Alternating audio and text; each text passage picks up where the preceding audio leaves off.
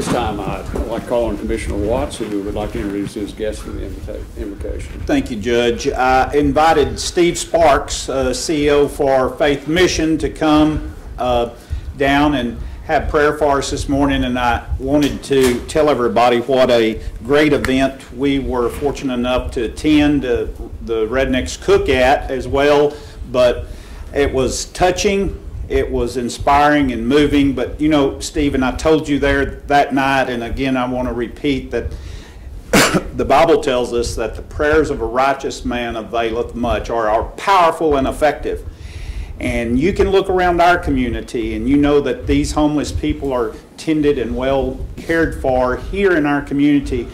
You can go to Dallas, Texas and find the far opposite extreme, and I just witnessed that this weekend. So thank you for everything you do for our community to improve the lives of people that may be less fortunate. Thank you, Jeff. I appreciate that. Thank you all for cooking for us today. May we pray? Father, we thank you, Lord, for the opportunity to come to you boldly and on our behalf and on behalf of this Commissioner's Court, we come and ask you, Lord, to guide us, guide our steps, to lead us, particularly to lead this group of leaders in our community. And Father, we just claim your promise that if my people who are called by my name will humble themselves and pray and seek my face, then I will hear from heaven and forgive their sins and heal their land. And Lord, our land needs to be healed. Our minds need to be brought together. Our hearts need to be brought together in unity. We need to be able to figure this out and learn how to live together and learn how to take care of each other. So I pray, Father, that as these men and women do the business of our county and our city, I know that not much of it has to do with heart matters, but sometimes we bring our heart into the issue and it leads to confusion and things that we didn't intend. And so, Father, I just pray that you can search our hearts and help us, Lord, to do things that will be according to your will, and to, most of all, to seek out how we might be able to live together in unity. I thank you again for this community, this county, for the great people here, and I pray, Father, that you'll help us, Lord, to be able to continue to make this city a great one. And that's my prayer in Jesus' name. Amen. Thank you, Steve. Thanks, Steve. Y'all join me, pledge allegiance, please. I pledge allegiance to the flag of the United States of America and to the republic for which it stands, one nation, under God, indivisible, with liberty and justice for all. Now the Texas flag. Honor the Texas flag. I pledge allegiance to thee, Texas, one state, under God, one and indivisible. I'd like to take seats, please. This time we have a couple of things I'd like to bring up. Right now I have Officer Melvin Joyner from the Sheriff's Department. And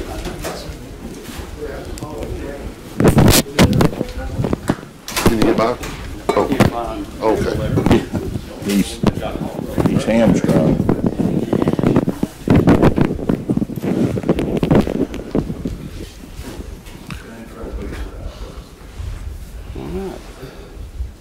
Melvin, I appreciate you do an awful lot of work. It's a great area that the sheriff created when he came in, that we have the kind of presence we do in Wichita County, and you and the sheriff provide a lot of the face of that.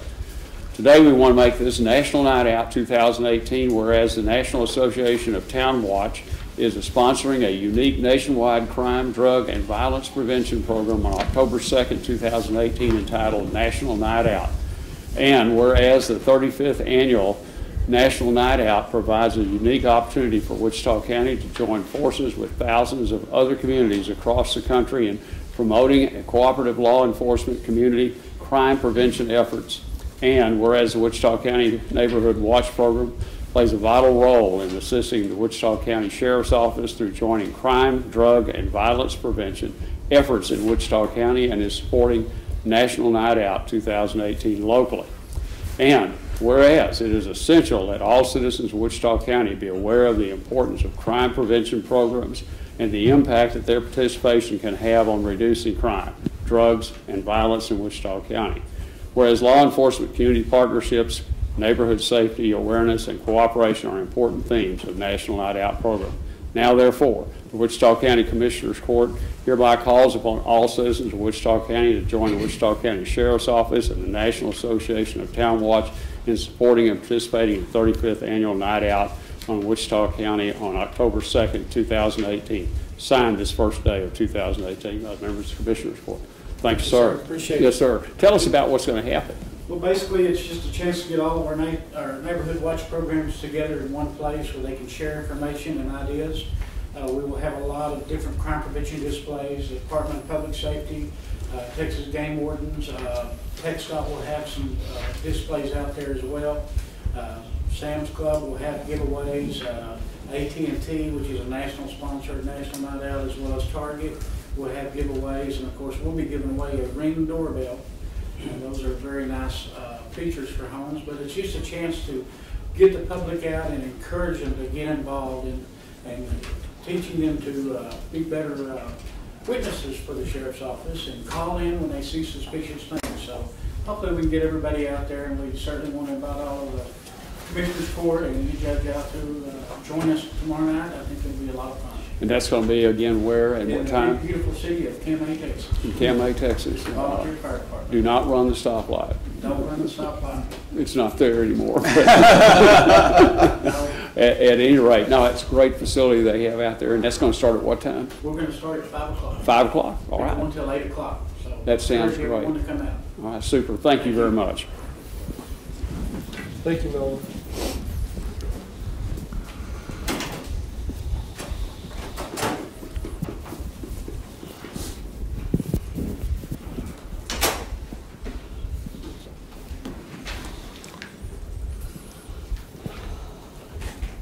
All right, if I could ask the court to take action on the consent agenda.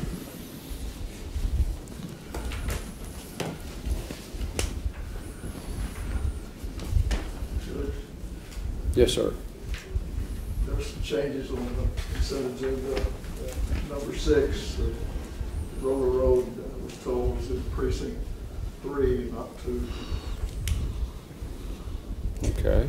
That's correct. That is correct. Precinct 2 and Precinct 3 really working together on that project, but it is in Precinct 3, you're correct. And then there's one, find it, said road maintenance, and it should be, road should be repaired. Which one's that? It is.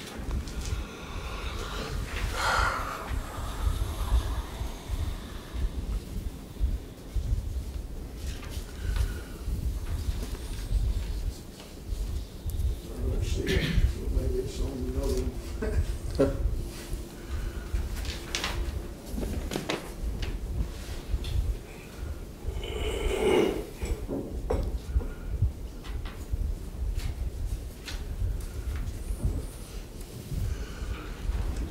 I have a question on Well, Oh, it's on general business number 4. Oh, okay, cool. Okay. I have a question as well, Judge. Yes, sir. And maybe item 3, if we could table that. I want to verify the fact that that is not a Precinct 5 piece of equipment on that roller.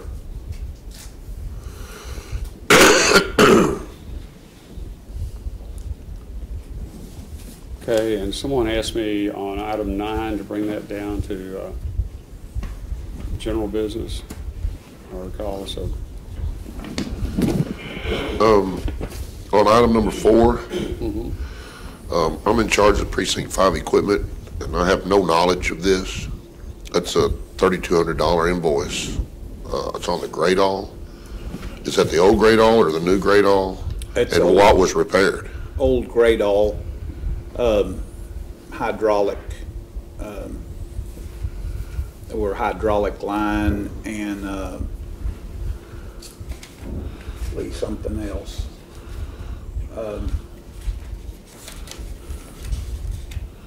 Hydraulic line, and I can't see it off the top of my mind. The Volvo was the oil. There was one of those quick disconnects underneath the oil pan. It hung on gravel pile as we were working rock out there and dumped its oil. We had to tow in, and then he ended up doing some brake work on that Volvo as well. Well, on the Gradall, it doesn't show any hours or anything. It just says labor, $2,000. And parts are $1,241. I'd like to have some more detail on that. Kind of hard to audit something that, you know, if you knew he was out there 4 hours and he's charging you for 12, you could say, hey. But just, I mean, how much is his labor and how long did it take? I mean, there's not enough information on this invoices so that we can feel comfortable with them. Yeah, I mean, you follow what I'm saying? Sure, yeah. I'd like to have a little bit So more. you want to table that? Yes, I'd appreciate that. That's Kane Dorsey is who that is. Oh, that's Kane? Uh-huh. Well, that little rotten toot, he should give us more. It's on the following page, Lee. It's what his written, Okay. On the backside of it. it's on the next page under the invoice. Not in mine. I'm not saying it. Well, mine doesn't have that. Oh, I just looked at the invoice for the truck and for the Gradall. it says, let me read it to you. Service call to check out Gradall overheating and leaking coolant. Found a hole in the top part of the radiator, drained coolant, removed hood and air cleaner ductwork, removed radiator hoses and radiator, took radiator to shop for repair and cleaning, ordered new hoses. Returned to machine, installed new radiator hoses and clamps, installed radiator and filled with coolant, took 2 people to install and mount radiator and hood. Had to replace hydraulic line going from the power steering pump to a block fitting at the middle of the 2 drive axle line. Was weathered and broke when removing to access radiator top off of hydraulic oil. Ran check for leaks. Ordered all filters for PM on both engines. Returned to machine a few days later to check low power and smoke. Found fuel lines leaking and getting on engine burning and causing the smoke. Repaired fuel line, test drove, ran good.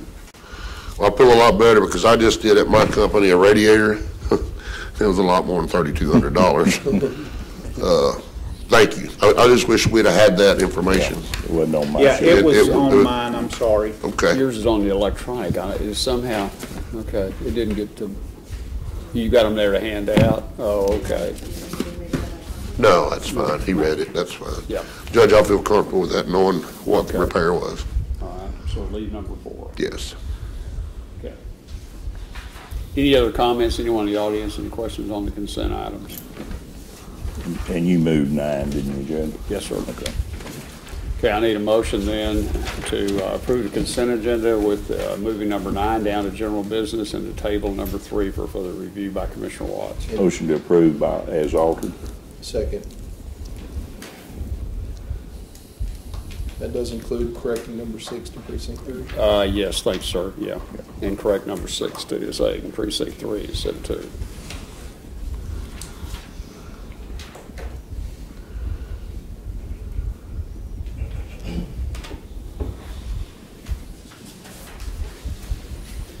Okay, all in favor, signify by saying aye. Aye. Opposed, same sign.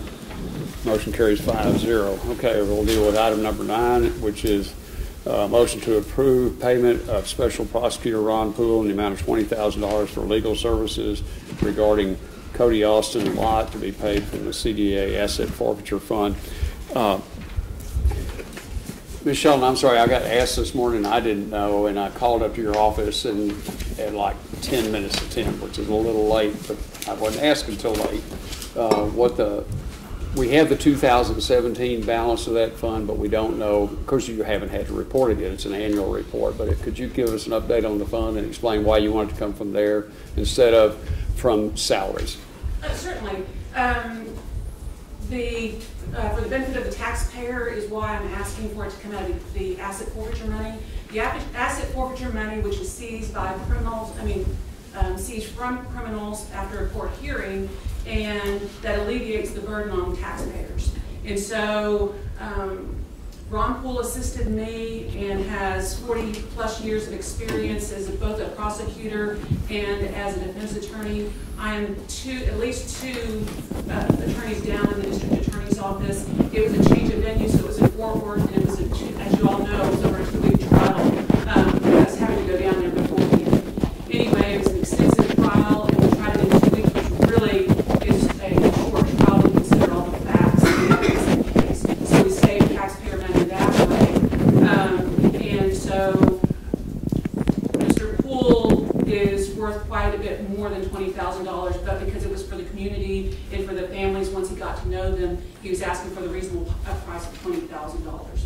The fund, Holly Lane's not here. I would have tried to get the balance of that account. It's over $100,000 and certainly can handle these 3 fees. If, however, you choose not to do the attorney's fees, the expert fee, and the $25,000 scanner, then it would come from my budget because I made a commitment to the Wichita Falls Police Department in this community to donate the $25,000 for the 3D scanner, which is why we got the grant to come to Wichita County and surrounding areas. We already approved the other two. Oh, did you? Okay. Yes. Can you explain that? I didn't realize, so we're partnering with the Wichita Falls PD, Correct. and they're putting in money, we're putting in money, and somebody else, in this 3D scanner, is it a 3D scanner or a 3D printer? It's a scanner. For example, they came out on one of the, I think it was January 1st, when it was really cold and there was a murder by Maureen Street. And the city of Wichita Falls didn't have any lighting or anything. And to show a test of the scanner, they came in from Fort Worth because he happened to be in the area. And it scans the crime scene. And so it gives you a 3D picture of the crime scene. And so because it's infrared light, it showed windows and measurements and all of those types of things. So it'll save a lot of money in the long run with overtime and time spent out at a crime scene.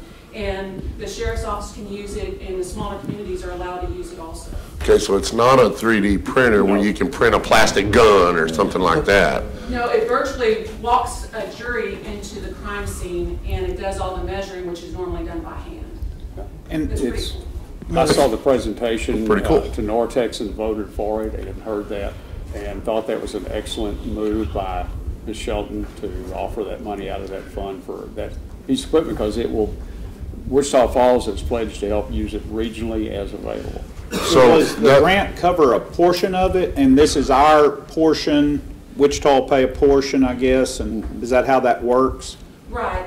I committed, I want to say it's back in October or November, I committed $25,000 towards it, and then the city of Wichita Falls also was going to get a warranty on it, so they're putting in a bigger chunk because they're going to utilize it more.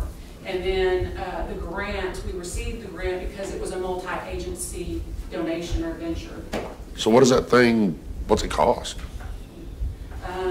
Do you remember, Judge? I don't remember. It was more than 25. Yeah, Yeah, more than 25. I thought it was something was going to be sitting on a desk, but No, okay. it's in the 200,000 range. Wow. You can add on things, Plus the warrant- training and various Yeah. things like the warranty and all of that. So I don't know what the final amount is. But this meets the portion that the State required. state requires for us to get that grant. So, no, it is really Sounds really cool. impressive thing and saves time and gets something to make a better evidentiary presentation to a jury or to a judge wherever it's used. But Does it play back on a screen? Yeah, it's That- computerized, Yeah. and so you're able to put it into the computer and you can link your photographs with it, and so you can display those too. And then in perspective, for example, if an eyewitness was on the second floor, it gives the angle.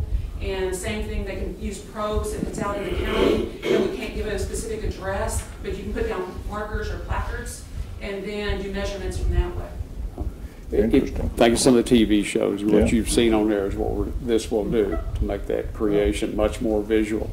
I think it's pretty cool. Maureen, on the recap of, and we certainly hadn't forecasted and maybe it was unfolding when we were involved in the 17 budget, but how do you capture that trial expense within your budget? Is it set aside as a line items for capital murder trials? How do we do that? No, normally what happened last year, when the Garza trial, they had their own line item, and so a lot of those expenses, that was an expensive trial. And so, because it went for at least 6 weeks during the holidays, so they were back and forth. And so that, they had their own line, I assume, from the auditor's office. I don't know if it's here. This case, I reduced it down to 2 weeks, and I thought that I could incorporate it into my... That's you're correct. At their own line item, yes. And then with this, I thought that I could use asset forfeiture money, and then there's $60,000 that you all have allotted for John Brasher's position for the appellate training and doing appellate work, and I haven't utilized that at all. So I knew I had that available for me too. And then the asset forfeiture money that is in that account now was seized during my term as district attorney. And this is a very important trial to me and to Wichita County and the city of Wichita Falls. And so I thought to alleviate the burden on the taxpayers that it not come from my budget, but I could utilize the $20,000 for attorney's fees and then up to $20,000 for my expert. And I received an invoice from him yesterday, and it was below $12,000. You're going to see the defense expert, which will come from the county budget, probably will be in the tune of $18,000. And if you watch the trial, you would have seen that mine had a lot more experience and is charging much less. Did you just say that the $20,000 that we just approved for Randall Price came in at 12? Mm-hmm. Yes, sir. So that's $8,000 of the asset forfeiture money that, Goes right back. okay. Yeah. Is there a chance that you'll need some of that appellate money that we set up? Because this case will go to appeal, will it not? It will. I have John Brasher is now my first assistant, so he's Okay. in the office. He's in the system then, okay. Correct, so I don't need that. I didn't want to leave ourselves short knowing that that was hanging out there and that we had approved that earlier, so that's But good. John's just kind of worked to temporary as needed up to, and you've got plenty of salary position available to carry him as first assistant through the end of the year, right? Correct. Stephen Rancourt left, and so I replaced that position with John Brasher. So I'm still under on the budget, even though this was a big case, expensive case. Very good. Okay.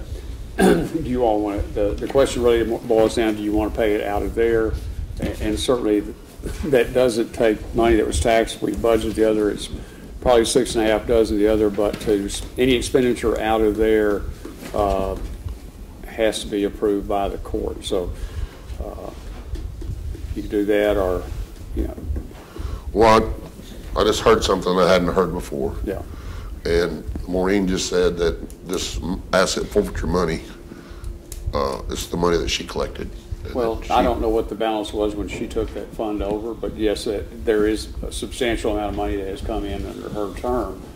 But it's just like a commissioner going out of office. You know, the money that went into that fund was all collected during the time, but it shouldn't be necessarily a rite of passage to spend all or part of that money out of there. It's not the same thing. Yes, ma'am. And your Judge, it's not a rite of passage or any of that stuff. It's to be expended for prosecution. That's exactly what I did in Fort Worth, was prosecute a murder case and an aggravated assault case. That's what that money is for.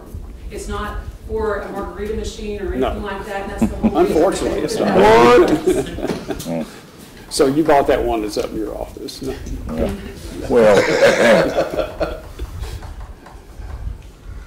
I'm just saying you all have the option. Well, we've Either way, been but- fortunate, as you know, Maureen paid for a large portion of the gun range equipment as well as updated assault rifles and various things from that. We've been very fortunate to have that to lean on, and it certainly has been a great benefit to the county to have her willing to consider those type of ventures that we've done with it.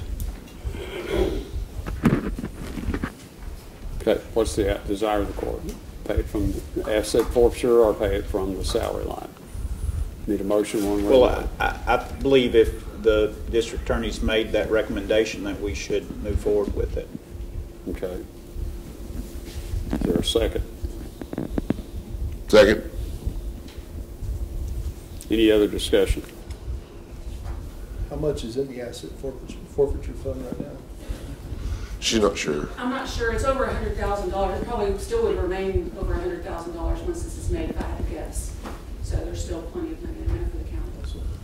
Well, I think that's the concern. We don't want to deplete the fund because things come up that, you know, that you use that for, and we budget money to take care of this other. But if we're in that kind of shape, I think we're on pretty solid ground. After what's on the agenda, if you approve that, I believe it will still be over $100,000. Still over 100, okay. Because this was really, well, If you look at this as a taxpayer, this is a gift. Yeah. Our district attorney is taking money that she has total control over. The Commissioner's Court really doesn't have a say. The only reason it's on the agenda today is because she's going out of office. This is a gift, point blank, to our taxpayers. Thank you. Okay. All in favor of the motion say aye. Aye. Opposed, same sign. Motion carries 5-0. All right. Thank you, ma'am.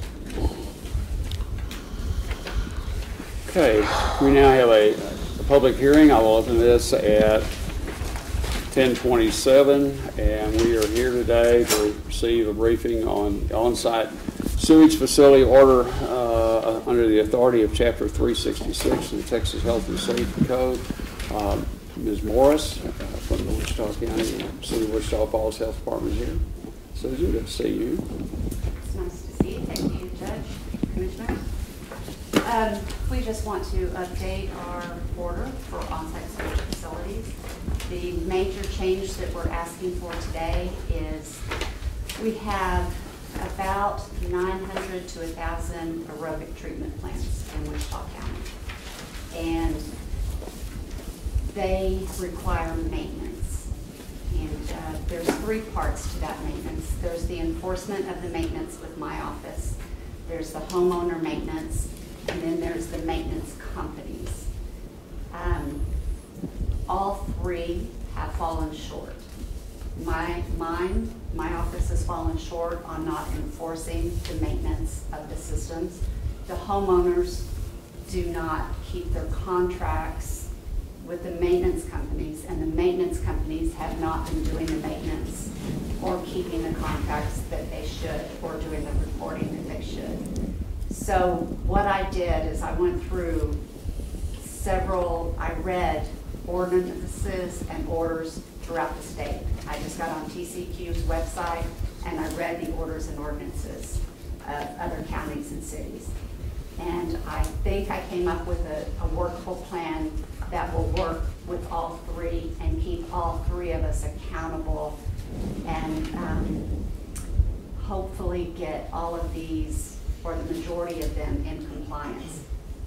The problem with enforcement is we have 4 JP courts, and we have I have to enforce through the JP courts or the city municipal courts, depending on where the system is located. And the majority of them are in the county. So it's really hard to try to figure out, if I have one maintenance company that's not doing the work, I have to go to all the different JP courts to enforce, and we have to work through the district attorney's office or the county attorney's office. In this case, it's the district attorney's office, and prosecute. And it's a very small fine for enforcement. And it's difficult. Each JP court operates differently. And then the maintenance companies is who I would usually find, or the homeowner. But a lot of times it's renters who aren't maintaining from the prosecution stand. So it's a nightmare for enforcement. Then the maintenance companies, if they're not doing the work, they get the contract, they get the homeowner to pay the $250, $300 for the contract, and then they either don't do the maintenance or they don't send the reports into us. And then the homeowner doesn't put the chlorine in the system, or they don't call the maintenance company when something goes wrong. In our old order, we had said that homeowners could do their own maintenance if they had electronic monitoring. And we thought, oh, this is wonderful, this is going to work. Well, NSF stopped the electronic monitoring. So we no longer have electronic monitoring. NSF. NSF is National Sanitary Foundation. They're the ones who test and approve septic systems. They're the company that does all the testing to make sure that they're supposed to do what they're supposed to do. Underwriter Laboratories of Septic Systems. Exactly. Okay, got it. Yeah. Thank you. So they did have an electronic monitoring system. Well, they don't have that any longer. So that makes our order obsolete. What was the problem with the electronic monitoring? People didn't buy it, so they just stopped doing it. Just stop allowing it. But if they didn't have it, didn't they have to do it the old-fashioned way? They did, but it just didn't pan out. So now I think what I've come up with is a workable solution, but it's going to require all three of us. So I had a stakeholder meeting with the installers and the maintenance companies. We've taken this to Board of Health and we took it to City Council at the last City Council meeting. The plan is homeowners can maintain their own systems if they take the same training that the maintenance companies take and they do their own reporting. So they can't be a company because they won't have the experience like the maintenance companies do. But they can do their own training. They pay for that class, they attend the class, they pass the test. They can do their own maintenance and send the reports to us. Where are the classes available? They're only available a few times a year, so we would have to work with them. They're available through TEEX. Where, online Usually or? in College Station. No, they would have to go and attend the class. Okay, hold on. Stop right there just for 1 second. David Graff, our county extension agent, we had a same scenario, Susan, where our local residents had to either go to Amarillo or Dallas-Fort Worth to take an applicator's test. David helped me through Texas AgriLife Extension Agency, Midwestern State University. All we had to do was add that to the curriculum, and we could provide that service to our local residents locally. So if that test is something that we can administer from MSU. It's a class. It's training, it's Okay. not a test. Training. Okay, but my point is, you can't expect a 75-year-old woman who bought a house out in the country to Right. go to College Station. That's not That's one option. feasible. Right, but that, we Right. gotta make it to where our people can do it A here. 75-year-old woman isn't going to want to maintain her own system. Depends on if she's a tightwad or not. Yeah. Some will and some won't. Carrie Bell would save that money. Right. The other option is the maintenance provider they can hire a maintenance provider. If the maintenance provider does not do the work they're supposed to do, if they don't turn in the reports, if they don't do the work, if they don't hold up their end of the bargain, we have a registry of maintenance providers. They will have to register with the health department every year at no cost, but they'll have to register with us. We have the option of, if they don't do the work that they're supposed to for up to 1 year, they won't be able to issue new contracts. But we would do that on a progressive disciplinary set. They still have to do the work on the contracts they have, but we would stop them from issuing new contracts after so many times that they have not done the work they've said they would do. How many providers are there? There are about 4 About 4. in our county. But anybody in the state who's a provider can come to our county. And there are some out of, So are other communities, do they have similar rules? that's where I got it from. Okay. I got it from And so the another only one. place in the whole state to get the training is still in College Station? Well, we could ask them to bring some training here. We It takes up here at could. least once a year? Could we do the train-the-trainer deal?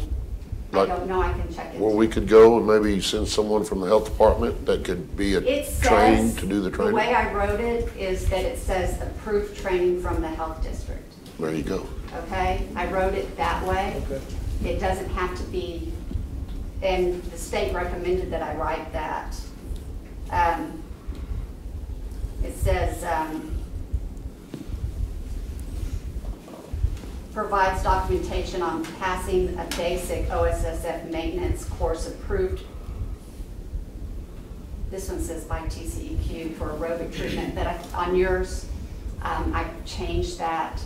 I'm hoping I changed it on the one I sent you. I can change the wording on that to approved by the health district. The one I sent to the state says approved by the health district. But it's still not a rule, TCEQ rule, Susan, that they maintain A contract? well, not just a contract, but they have a license and they keep their hours up to date to maintain that license? Not for the homeowner. Oh, not Only for the maintenance company. Okay. The homeowner, on a statewide law, doesn't have to have a contract.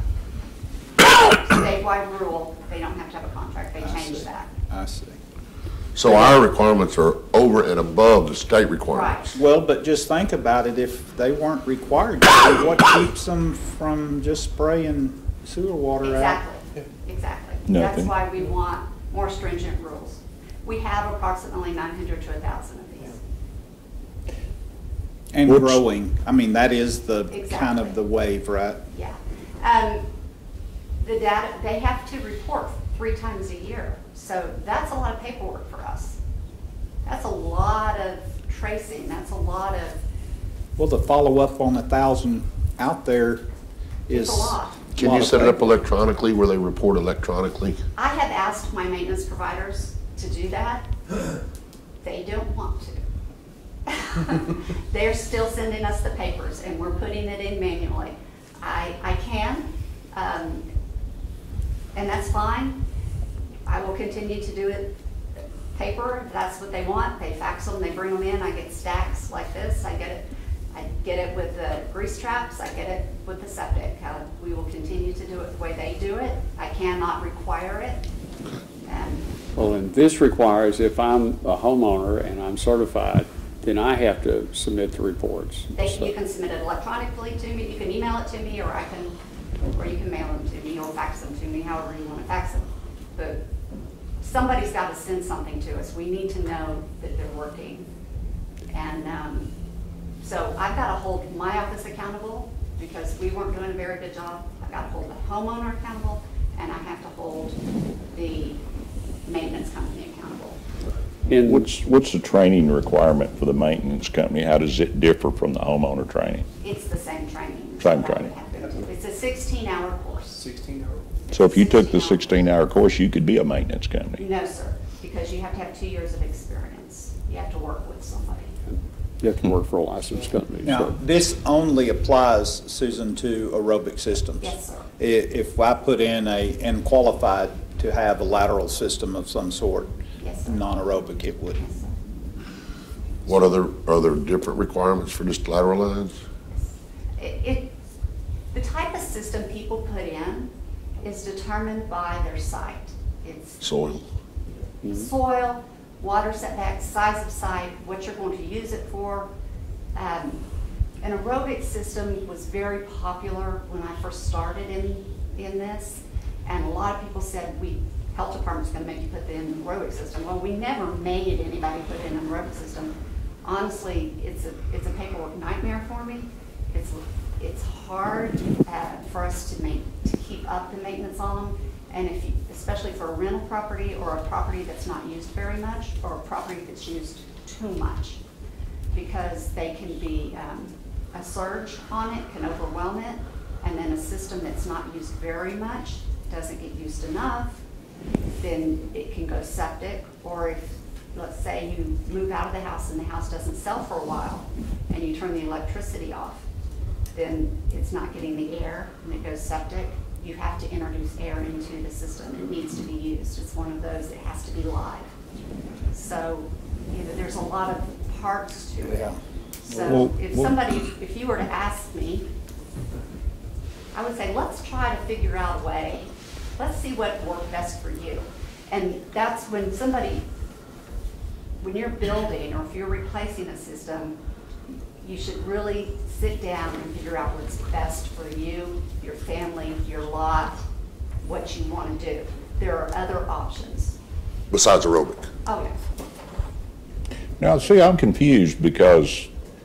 I would say that you guys did require aerobic systems if the site dictated it. Well, yeah. No, there were times we did not. She said they didn't, Okay. but they Okay. did. There are times we didn't, we do not allow standard systems. What systems? Standard, like regular septic. Lateral line. Okay. Lateral lines, At yeah. the time, when the installers were, it's easy to put in an aerobic system. It's easy to dig a hole, drop it in, dig a trench, and put in a sprinkler. And so the only two systems that installers were installing at the time were aerobic and standard. So they would say, the health department isn't going to let you put in a standard system, you have to put in an aerobic.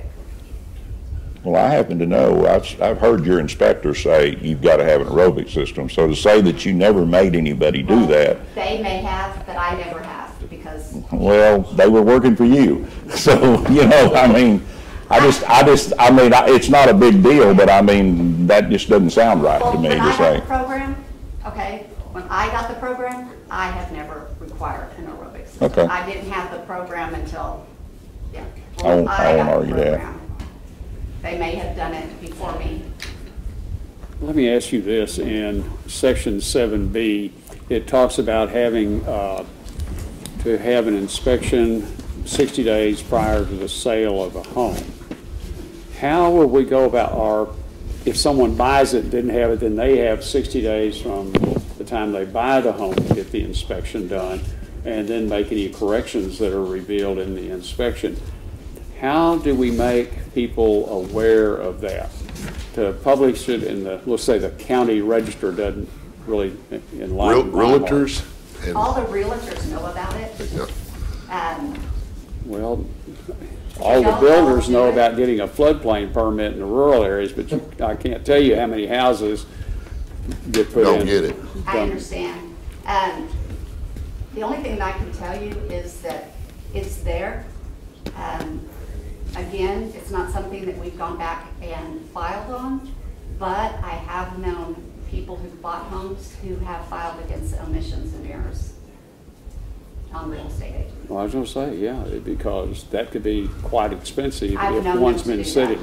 that. I was just wondering if there was any effort, okay, when you're, we see a realty sign, we might send a postcard to the realtor, just wondered what kind, of course, y'all aren't gonna see many of those out in the rural area, but I'm just thinking of that person that buys that, didn't know that.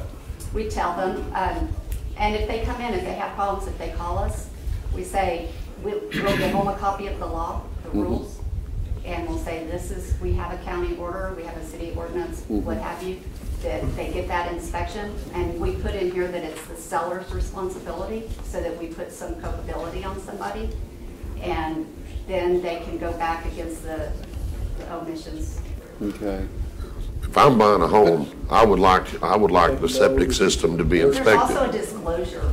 Yeah, but Yeah. in most inspections that would happen, and then also I thought in Texas Realty agreements and Texas contract forms for ownership, you have to identify on there that, just like you do all pieces of the home, that the septic. There's a disclosure on there, and it asks if you have a septic system, but this is not a state law either. This is above and beyond. Okay. Yeah. Oh. So that's where we're gonna have to do an effort to probably frequently. You already have that in there. Yeah, okay. In 7E, it talks about the installation, and the plans must be on site. And when it's all finished and done, I didn't follow that there seemed to be a requirement that the owner had to be given a copy of the plans, or are the plans filed with your office? We already get a set, and this is already in here. Okay. But what we were finding is that everything would be filed with us, with the site evaluator or the installer, and we'd get out to do an inspection, and the installer wouldn't have the plans on site, and He was just running it. would be on the other side of the house. Yeah. You know, it would be, instead of in the back, it would be in the front, or it wouldn't even be the same thing. So, they need to have, just like an architect needs a set on site, the builder needs a set of architectural plans on site, the installer needs to have the plans on site. Well, 35 years after the septic system has been installed, and I buy a house, and I say, well, Where are the lateral lines? Well, we don't know. Well, now you do. Going forward, you do, If- Susan, right? Yeah. If, since I've had the program, if the septic system was put in legally, we have the plans. So I have plans from since I've been working it, since 1997. Easy. I didn't get the program until a little bit later, but if the plans were in the office, then we have them on file and we scan them. So if we have them, we'll give them to you. And we've been doing that a lot lately. We've been having more and more permitted systems. The life expectancy of the system is 20 to 30 years. So a lot of those systems. Of an aerobic system? Of any septic. Oh, of any septic system. In section 3, the third paragraph, maintenance providers who fail. Okay. They fail to do this. How do we go about notifying all the people that they had contracts for that their license has been suspended? How does that Their happen? license isn't going to be suspended, and they're still going to have to do the work on their systems. You're just gonna get them by the nape of the neck, and they're gonna go do their work and report it appropriately. Okay, so there's no new or renewal maintenance contracts will be They can't, accepted. during that time that they're suspended. So they can't do new ones, and they can't renew any during that time. So somebody else will get their Work. So, renewal. okay, so let's say it's a month away before my contract expires. And do I know as a homeowner that is anybody gonna notify me that I'll have to get another provider? I'm waiting for them to show up and then they're not gonna come because. They're still going to do the work. If it's a month before your contract expires, they'll probably need to be doing that inspection that month. Well, they've already proven they're not real reliable. Exactly, I yeah. just, They'll be doing it. If they're not going to be able to do it, we will have a list of the people that they maintain, so we should be able to pull up a report and send them Yeah, that but they're not. Well, can you send them an email? Yes, I'll be able to send them a report of some sort. well, she won't have email addresses on it. We do have some emails of Some, homeowners. but, Well, I mean, it's a great expense. So when we do mailers, it's not cheap. No, we will be able to contact them either by phone, Okay. mail, or email, okay, somehow. okay. It all looks good. I just go back to my concern about homeowners having a limited ability to get training in order to maintain the systems themselves. We've got over 900 folks here in our county. Surely the surrounding counties have a similar demographic with septic Archer and systems. Clay doesn't allow aerobic systems in their counties. Okay.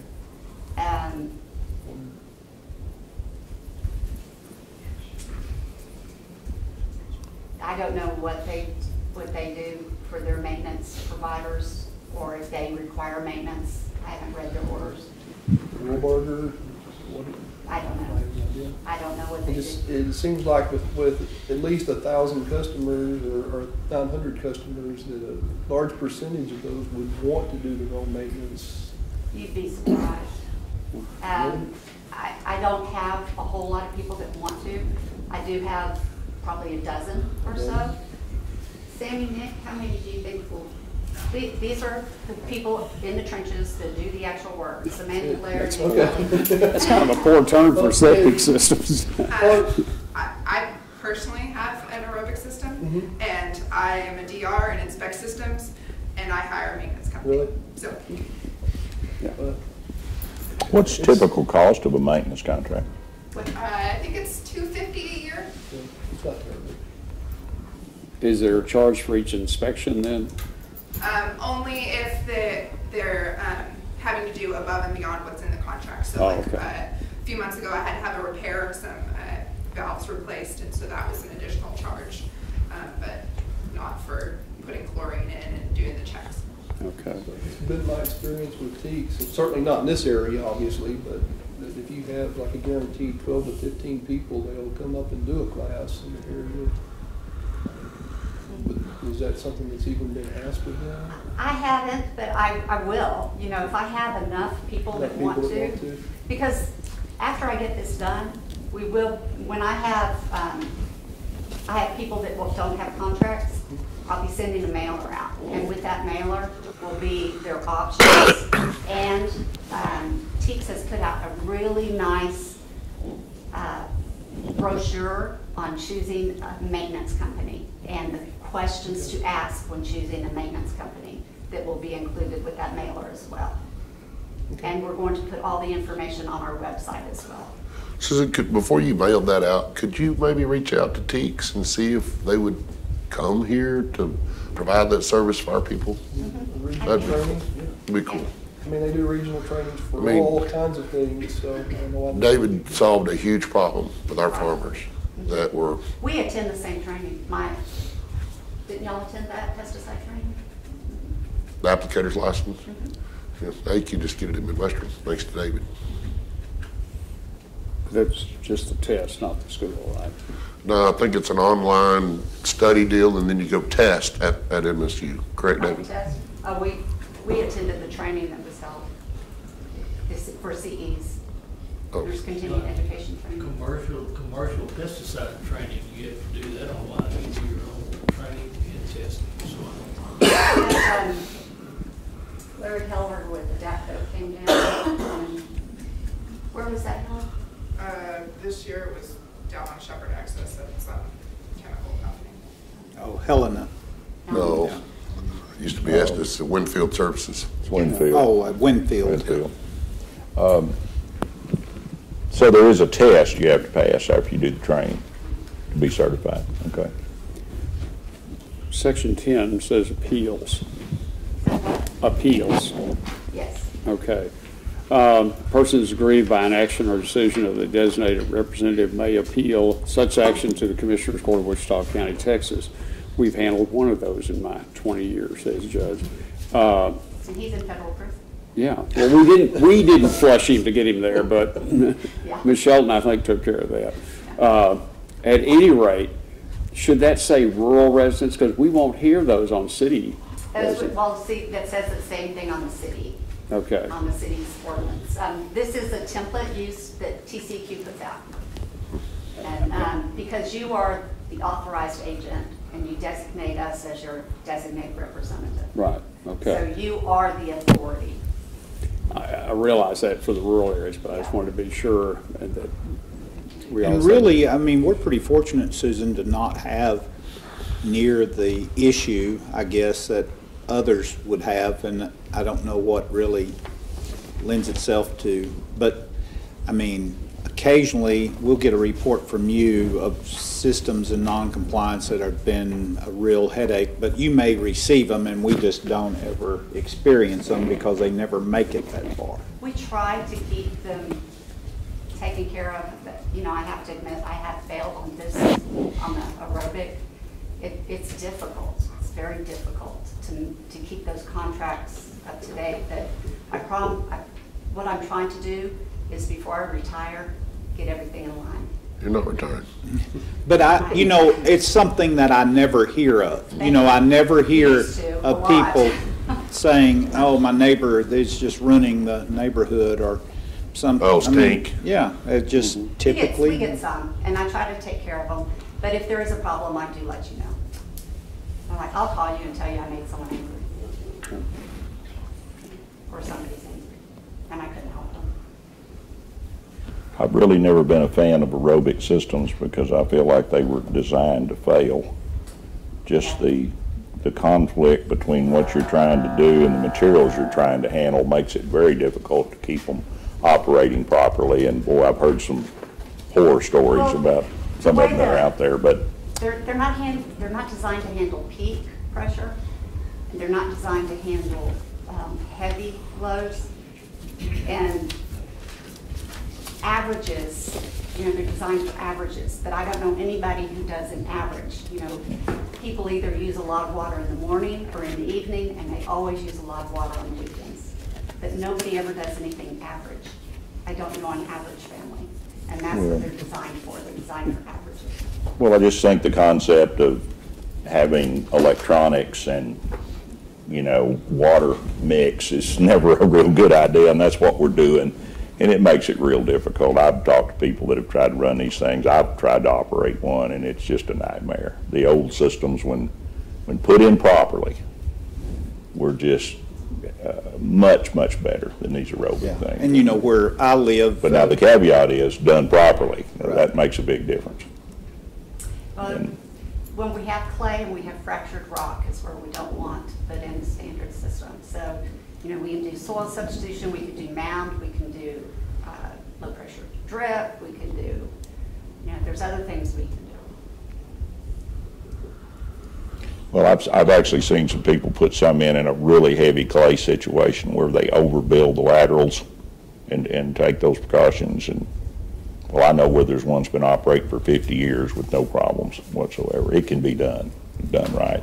It takes a little extra effort going in and doing it right to start with, but the other issue too, Commissioner, is that we have a lot of people who didn't grow up with septic systems, using septic systems today. and it's different.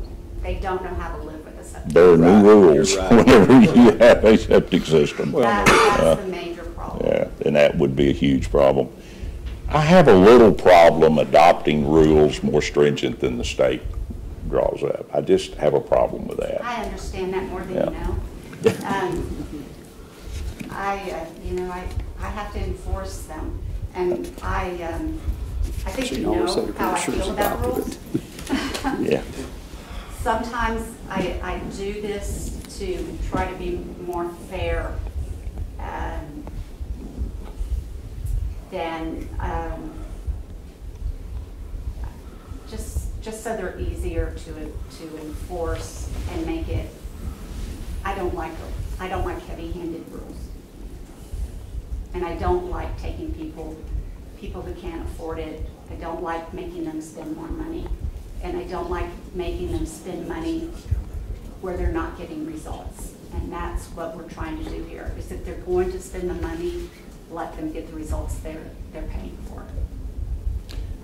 I've had numerous contractors contact me saying that they can install systems anywhere in the state of Texas except Wichita County. I don't know if that's a compliment or a complaint, but I've had probably more of that since I've been a county commissioner than anything else that I've ever been contacted about. I'll answer that. In that. the last few years? Answer that. I'll answer that.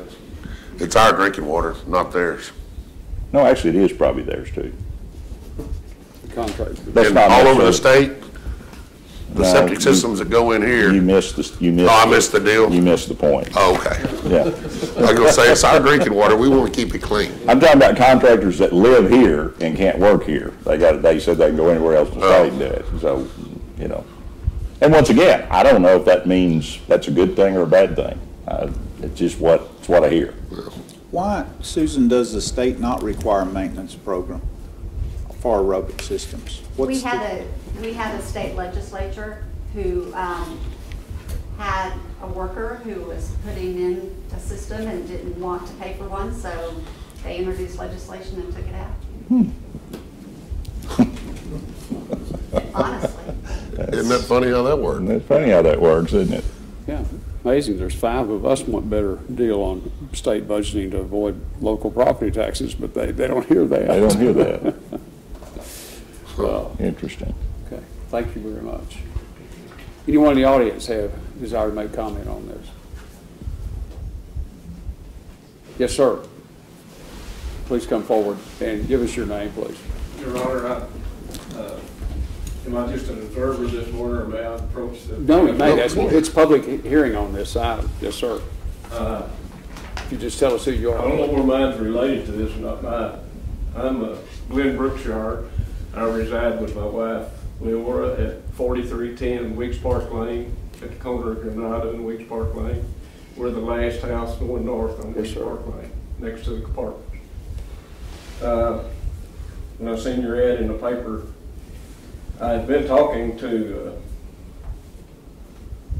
Pat Hoffman on the right-of-way on the pump system we have in our front yard for stormwater. Okay. It has become polluted. It is no longer used.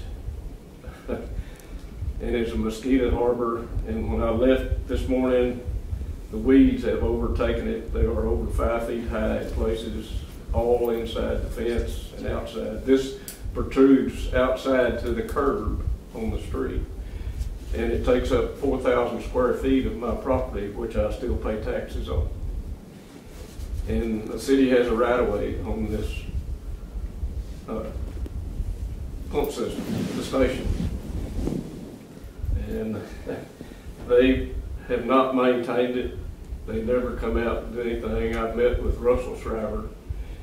He sent a crew out, and they stayed there about 20 minutes, done nothing. It's becoming an eyesore. I'm right across the street from the trail walkway on Holiday Creek there. And Weeks Park Golf Course overlooks all of this. And they just don't maintain anything. It's which they agreed to when they took the land from us there on our property. They agreed to maintain that and keep it up. And so far they had done nothing. It's polluted, it's mosquito infested, weed infested.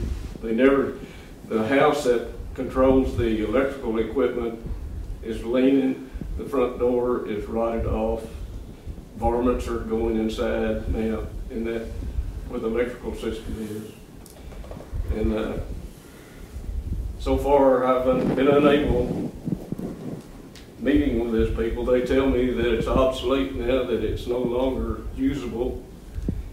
They don't need it anymore since they put in the system in the Colonial Park now. And Have you thought about asking the city to remove their infrastructure and return your property to you? Yes, I have. I've talked to them about that. They said they did not have the money at this time to do it. That's been 2 years ago. Have they got money to go mow the grass? Have you talked to your city council? This is not an issue we have any ability to do anything with other than make the same call that you as a constituent to your, council member is where I would go if you're not getting through administrative channels. Now, I saw Ms. Morris writing down information because mosquitoes perk her mind. And so I'm going to imagine she's going to check on that, and that might be interesting on how that comes out. But, Mr. Brookshire, this is a lift station for stormwater? Yes, Is what it is? 3 pumps. I have pictures of it here. Could I see that? Yes, no problem. yes, please. Mr. Brookshire, we're a lot more informal here than a regular court. Just relax and enjoy yourself if you can. I appreciate your courtesy. But, Oh, that is a lot of infrastructure. your address again, please. 4310 Weeks Park Lane. These weeds in these pictures are not too bad. I've been for it. I mean, I've seen worse. That was a week ago before it grown in the rain. They run out over the curb. It's, Oh, these are bad here. Yeah. When I talked to them, they told me that they needed that system on Duncan Street, and they couldn't move it to that facility now, but they just didn't have the money at this time to do it. and that is a, Good Lord. That sits in my front yard, and when they reevaluated my taxes this year, I've had an increase each year for the last 3 years, and they raised the valuation on my house $14,000 with that sitting in the front yard. And I was very unhappy. Did you go to the appraisal review board? I went and talked to the tax office. Okay. Tax office doesn't set the appraisal review board on the 3rd floor over there is who you need to visit with them about it. Now, you passed that period for this year, but I'm sure that it, you can go back next year and I had They're my house repainted this year. The apartments next door repainted all their outside apartments, done all the maintenance upkeep, and we have this sitting between us, which is on my property. And it's just an eyesore. Yes, sir. Do you know when I that, notified them when they had the Texas-Oklahoma golf tournament this year to come out and, that's what it looked like during the golf tournament. We have a tee right across the street Yeah. that overlooks this. Not very appropriate for people coming in and out of town. There's a city ordinance that requires anything behind the fence to be opaque where you can't see through it. You might approach it from that angle, that they put the slats in that fence to block the view. Mr. Brookshire, when did they build this? Did they build it since you've been there? I'm not sure. It's been quite a few years back. It was to Looks like take a year care of ago. the stormwater in the Colonial Park. There's one at the other end of the street, down at the south far end of The Weeks equipment shed looks old to me. Very Yeah, really old. old. I mean, dated. It was probably built redone right after the 82 flood. Oh, I bet That it's was, older the than pump that. system was in there, but it failed. Yeah. And there was some rehab done after that. I bought the house from Leslie Serrano, Dr. Serrano. Yeah. And when she moved to Frisco when she retired. It's been a nightmare. But nothing in the easement agreement makes them process water here. I mean, they can stay unused forever, I guess. Don't seem to be worried about it. But we've had mosquito problems all summer. But he doesn't want them to revert it back to him, and then he's got to clean the mess up. No, I don't know what, I Yeah, don't know but what your they- easement, that's an interesting thing though, is what does your easement say about their maintenance of the, Ms. Hoffman has not got back with me on that. She said probably it may be just a verbal agreement. And I said, you mean they took 4,000 square feet of my land there and didn't write up an agreement? Oh, it couldn't be. oh, this is prior to your ownership of the land then, is that correct? You bought it with this structure Yes, I have. in. But there, Cornerstone done a survey on it, and it is my property all the way to the apartment. That everything that they have put up there is sitting on my property. They just have the right of way. It was, there may be something in whatever conveyed that to them for that easement should address some of that, and that should probably be as part of, if you stop by the county clerk's office y'all would have that. Ms. Bohannon could probably be a little more specific in telling you what to do. It's just right on your way back to the elevators. Okay. I'd take a look at that. see what's So on the deed. easement paperwork should be on file with the county? Yes. Yes. If, I have a- ask for Linda Barbosa when you go in there. Tell her I have a copy of The plat, but that's not, the plat. Well, that may help her find the paperwork. just, Yeah. when you go into the office, in the county clerk's office, ask for Linda Barbosa and tell her Lori sent you. Okay. See what She's the one deed that- says. She can research that stuff. Okay. Thank you very much. thank you for coming. I wish we could be more help, but maybe that'll give you some information to work with. I appreciate your time. Yes, sir. Thank you. Anyone else have a comment on this? Mr. Graff, I saw you hold your hand up a second ago. Did you have something or you? Well, I thought there might be something that AgriLife Extension could do to help come up with a brochure or something on reducing water usage in the home and on percolation and wastewater getting into our system. But she said that's already been put together to provide. Okay. You know, she makes a good point. There's a lot of people that have never been around a septic system and move out to the country, and it is a different world, and you got to readjust your practices to, and if that doesn't happen, it really causes problems. And it's as simple as leaving the water running while you're brushing your teeth. You know, there's a lot of You know, different if you things. just reach up and turn it off while you brush and then turn it back on and rinse, it makes a huge difference. And you got to be careful what you flush. It really makes a difference. Unless you have a muffin monster like the county does. Well, at home. Don't write that into the rules. We don't want to have that. But they're called garbage disposal. Garbage disposal. And that's not a recommendation. That's not good, no. But they have a great brochure because, 10 years ago, I went to you because we were buying some rural property and I wanted to know because it'd been a long time since, and as a kid, I didn't care. You know, the commode didn't work, then you went outside. You know. Okay. Anything else? Okay, well, it is 11:10, and we've learned everything we ought to know about this. I'd ask now the court to closes the session on that. Is court desire to take action on the ordinance as presented? Guys, we need. Well, okay, I'm trying to understand. We were in a public hearing. Yes. Okay. Usually there's another item that says take Yeah, that's what I was action. looking for too. Okay, so There's not, so we're Can not we- going to do that. can we take action? No, we No. can't. Oh. We can Have post to it put for it next back month. on. Ma'am, go ahead. It is not posted correctly. It says the hearing. It's not posted to adopt it No. after the hearing? No, ma'am. That's what we were looking for, and I said, I asked Nancy to put Well, that's my fault for not catching it when I reviewed these minutes, but, I mean, not the minutes, but the court order before I left town last week. it'll be okay. so next time? Yes, ma'am. Probably next Monday or Tuesday, we have an abbreviated meeting, so We'll probably get it on, we've got one this Friday. Is it Friday? Yeah, we'll do it Friday. Okay, I'll get you a corrected attachment with the approved by the health district instead of approved by TCEQ. Okay, thank you. Thank you.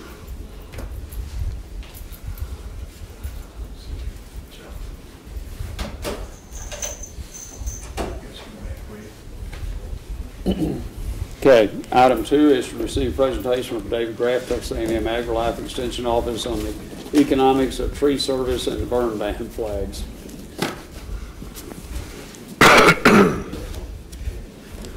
Just think how much better those trees do around those ladder lines, David.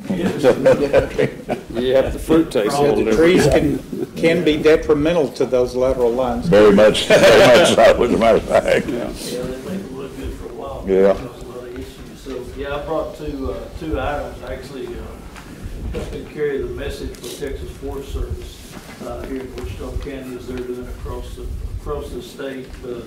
Two items. One is, and I talked to Judge Gossam, I guess, a couple of weeks ago, because they've actually provided us with two burn ban flags.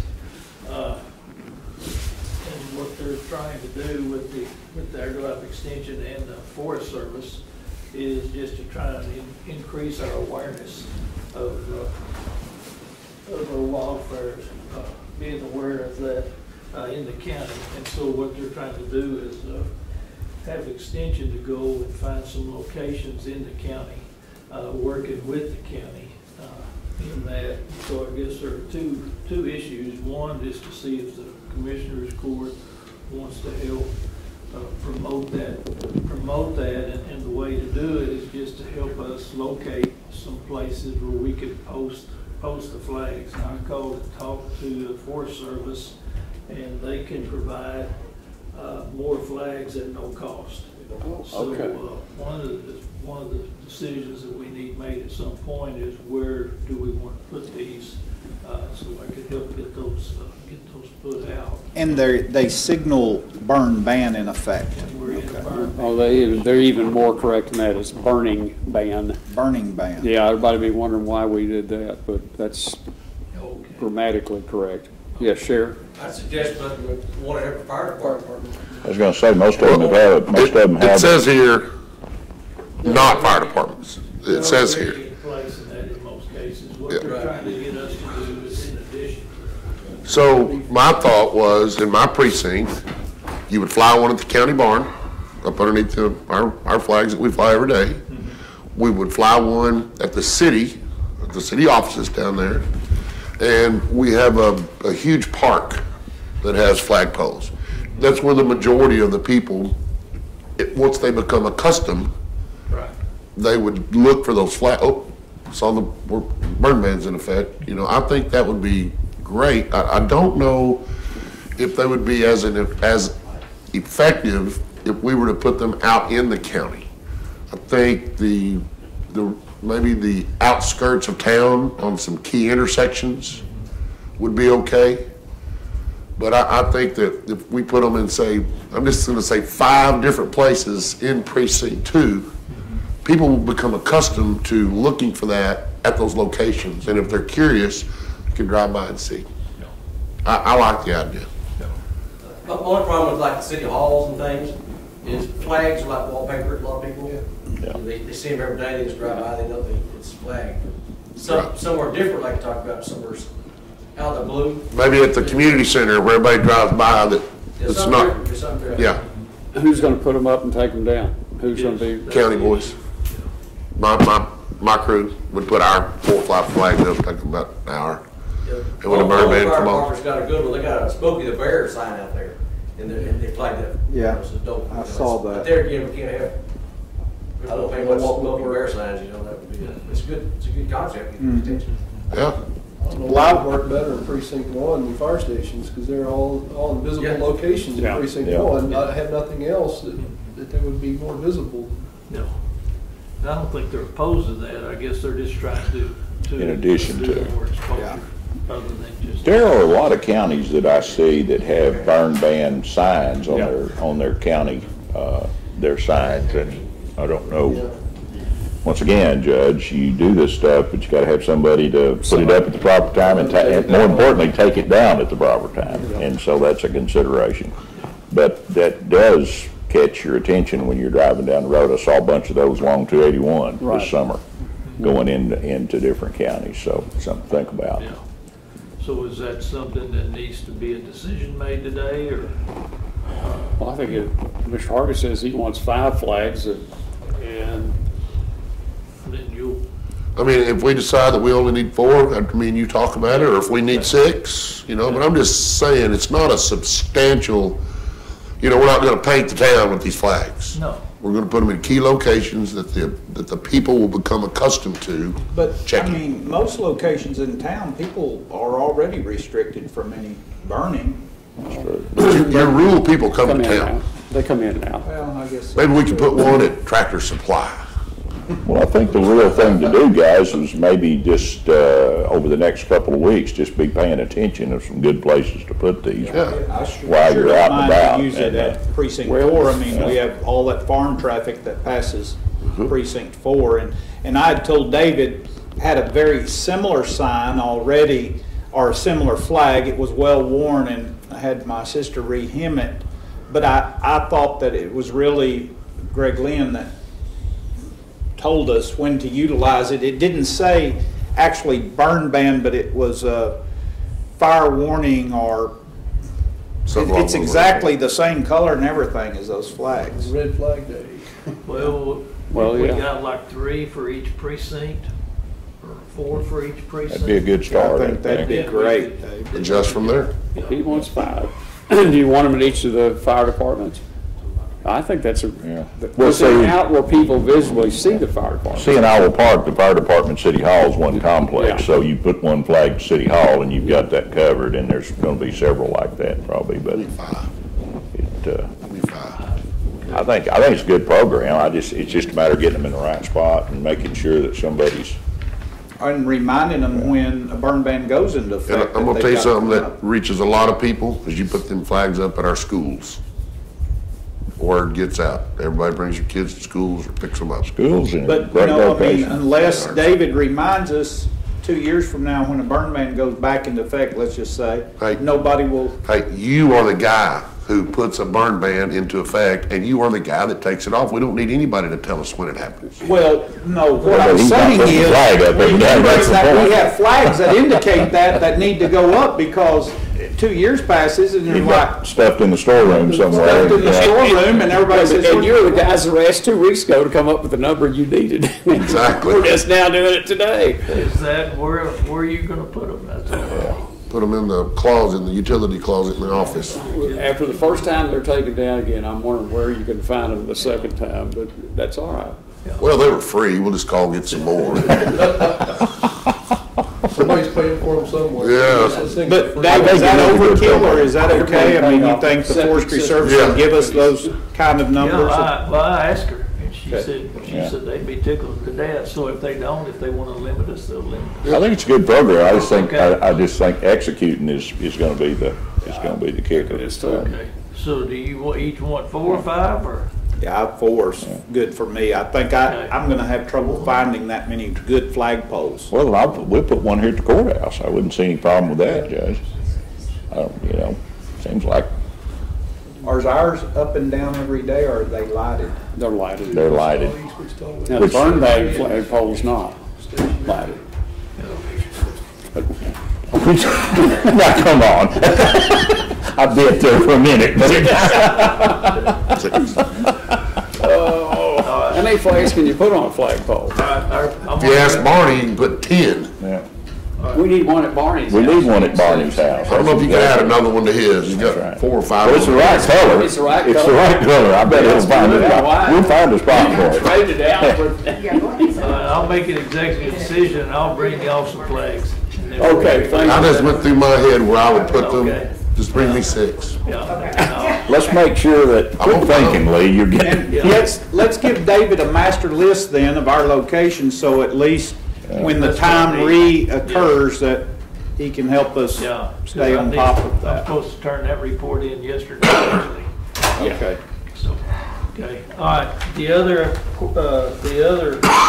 item was Texas Forest Service, Mr. Courtney Blevins had contacted me, and this, Have you thought that through? did you read that? Yes. Yeah, so what he's trying to determine, and I'm just trying to help do what he requested, is he wants some estimate of what the county is spending on tree care, tree management, brush management. One of the things that Barry saw when we did our CEU training back in December last year, TxDOT, and they actually do what's called chemical Trimming. Yeah, trimming. And so it's just use something that temporarily reduces the growth of that brush along. So they picked it? Are they pitching it? well, So, I mean, it's something. it's a little more severe than pigs. David, is he asking for estimations on internal cost as well, outside of, because we typically use a third party, and I think I could tell you that we spend less than $10,000 annually on out in the county brush clearing. For your precinct? Because I know you spent 7,000 on one road, and I know I spent 4,000 on one road, and so it's not countywide 10,000 No, per yeah. precinct. Exactly, that's what he's asking. It's But all- that doesn't include my cost of going, like, I can tell you several bridges we worked Yeah. and took those limbs out internally that I didn't have a cost to as well. Yeah, but he's wanting that total number, if you could come up. Do- And just an estimate is all he needs. Estimate. Do trees that cause debris blockage at bridges count? Yep. There's a whole lot more money there than what you think. Well, yeah, if what he's saying, dead trees down in drainage and Yeah. stuff as well. Yeah, that's what he's trying to do is. That's a lot of If research. I you mean, do a recruit, you got $500,000 at least. Sure do. Curtis, give us the figures that we spent from Dino's and Faith Enterprises on tree trimming. for the yeah, last- Faith Enterprises was me too. The other, what he's trying to do is put together a report that's never been done in the United States, and the importance and the cost Yeah. of what it's taking counties. Well, there's several facets of this. There's certainly the benefit that trees bring, and we all appreciate and recognize that. There's the cost to maintain them, but then also that provides economic activity. So it's pretty much a circle when you stop and think about it. Dino's and the other services that we use to do them, that's economic activity in the county. So, Yeah, that's a huge component. yeah. A huge- What's the name of that park that we spent all that money cleaning up? That was a mess. Burnett? Burnett Park. Well, I know where there's 2 or 3, and I don't know who it falls on Peterson Road. One of them already fell about 2 weeks ago, right across the highway. In fact, the guy run into the ditch, it would have hit him. See, And so I don't know what that incurs. We're actually doing some trimming work right now, and Yeah. we're really way behind on getting a bunch of that stuff cleaned up. It's just, We just need an annual cost, or? Yeah. Yes, Okay. We should, Yeah. if we get those numbers, we should go put our precinct numbers together. and he sent an email to each of you directly too. Yeah, but it was I was thinking, well, I don't have time to go do all that research because it is a substantial amount of research. But I think a good estimate of, What we do. and if it was our own time, I think we should use approximately $125 an hour of, chipper, dump truck, operation. So you kind of have a general feel for the number of days that we have. Well, like Gilbert Creek, we have to block the road, you gotta have a guy on each end with the flag. But you haven't spent that money, though. You haven't spent that money. It wouldn't be a part of this. You gotta- He's just It saying- would be a part of this. It's No. how much does it cost us That's to it. You deal gotta- with trees? You But gotta we've come up not with that spent a number. dime dealing with it yet. Yeah, but he said What are anything you talking that's about? tree related, so it would have, if it was, I Okay. would assume it's time spent by that. Let me slow y'all down a second. You're talking about work you've done, not the big massive blockage on Gilbert Creek. You're talking No, about I'm maintenance. talking Oh, I'm Gilbert talking, I'm Creek. talking about Okay. the massive blockage. The wood piles up and it blocks Oh, the bridge. yeah, We gotta yeah. go out through tobacco, pull all Yeah, that yeah, crap yeah. out of there. Yeah. And we've done it 100 times. Yeah, we have a lot of that work. Well, do you want me to contact you in a few days and see how you're coming? I could probably come up with a good estimate in about 30 minutes, All right? as much as I could come up in I'll a call few you in days, 30 because minutes. that's just Do you want it overwhelming. broken, Dave, in No. any category? No. Doesn't have to be. If you have If it's a that, I wag, think it we're would be gonna take a good. wag at it, Not Yeah. even swag, huh? not even a swag. Yeah, if you Well, put get it on a Curtis piece to of get paper and those send me a raw picture of it. numbers then I'll up, and have then we that can for you. add to that. And I think we can come up with something that'll, We can get some legitimate numbers on our third parties, because Curtis can pull a report. Yeah, yeah. But I on the think- estimating on us trimming trees on the fence lines and the tree debris that we cleaned up, it's gonna be a wag. Yeah. Okay. All right. Thank you. But get it to Thank me you, by David. Friday, please. Sir? They'll get it to you by Friday. Okay. And you're gonna make a executive decision on the number of flags. Yeah, I've pretty much got that with them. I'll get with them on the list of where they're gonna put them out, because that's what the Forest Service is requesting, and where they're gonna be posted. Do y'all want to turn those in by your precinct cost estimates to me, and I'll get them to Dave by Okay. Friday? If everybody would just give me their Don't you estimated. do it before Friday? What did it do yesterday? No, that was the Flags. location of where Oh, we're gonna okay. put them, yeah. Yeah, so, if you can just get them, I think he'll be tickled to death if we get them this week. Okay. Yeah. So, thank y'all very much. Thanks, Dave. thank you. Are you leaving those flags with us? Yes, sir. Okay. Yeah. You know which closet you need to put them in? Yeah. I got one. It's not knowing where, it's wanting to find them later. Yeah.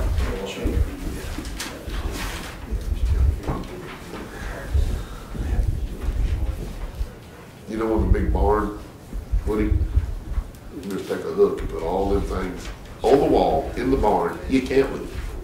You see them every day. And that's why you lose them. You forget about them, Yeah. you see them every day. Item number 3 is review and approve the regular bills for payment. Motion to approve, Judge. We looked at invoices on Friday. Thanks, sir. Is there a second? I seconded it. Thanks, sir. Any question on the bills? Wish they were less. Yeah, okay. All in favor, signify by saying aye. Opposed, same sign. Thank you. Motion carried 5-0. Item 4 is discuss and take action to accept Sonoma Heating and Air updated quote of 9/20/2018 for replacement of heat exchanger and associated parts for Juvenile Center Unit Number 4 at quoted prices of $630 for labor billed by Texoma Heating and Air and $1,130.18 for parts billed by Wichita AC for a total of $1,760.18 to be paid from 10521 XXX Road. That should be just maintenance there, Yeah. someone out of that. Judge, Yes, sir. that's been an ongoing problem for that juvenile center. This should get them back to where they can function over there. We've tried to nurse that thing along for some time, and it's about to the end of its life, so it should get them in pretty good shape. I'd make a motion to approve. Thanks, sir. Second by Watts. Yes, sir. Thank you. Any comments or questions? All in favor, signify by saying aye. Aye. Opposed, same sign. Motion carries 5-0. Item 5, discuss, consider, take action to authorize county auditor to issue purchase order to Defender Supply for 7 2019 Tahoes for delivery to Wichita County Sheriff's Office as quoted price of $262,634.46 for 6 weeks, and for 6 vehicles with white base color and one at $46,638.41 for 1 vehicle with black base color with vehicles equipped as noted on quotes using Cooperative Purchasing Act through Tarrant County Cooperative Contract number 2016-006 for a purchase amount of $309,272.87 to be paid from 2019 budget line 100.4095001 capital expense by transfer of Department 560 budgets as assigned by the county auditor. Sheriff? We're just trying to keep from getting way behind. We have right after the first year, we do get the order. We get like past number 500 on the list of from the company that we're using to install the equipment. So we don't pick our stuff up till we're just now getting our 2018 vehicles that we were.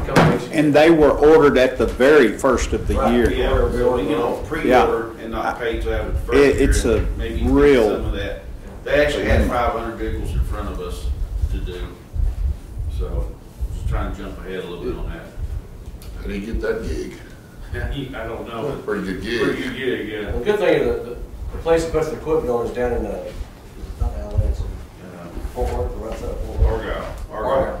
Yeah, the vehicles come straight from the Arlington plant to their location, and they're outfitting them there. Did we approve 7 in the budget? Yes. Yes. Was it, but I think it was. We're going to ask for 3 more, but we thought we'd not blindsided you. Was 7 including the pickup? It was total. It was total. Total vehicles, okay. $350,000. It was what?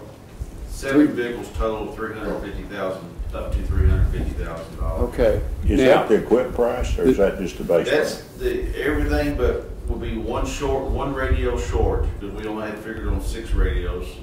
So and that's about $5,500 for the well, and it may change with the new radio. okay, that was what I was wondering. Are we? Yeah, there's plenty of time in there. Yeah. Yeah, on the radios, because I want to be sure we buy the. Yeah, because the radios won't be put in until they come back to us. They'll be fully equipped when they come to us. We'll put the radios in, and then we'll have to strap them at that time.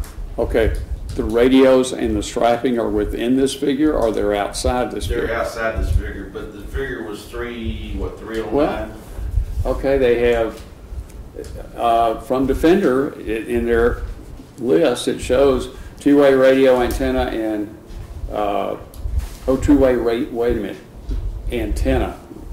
I think that's what It's just the antenna. They they're doing the antenna and the coax cable. They run the coax and everything down from the antenna to the location where the radio will be placed at. What is a 17-foot remote cable? My guess it's going to be the antenna cable. No, it says with antenna with and coax cable, but then right below that. First page or second page? Page 2.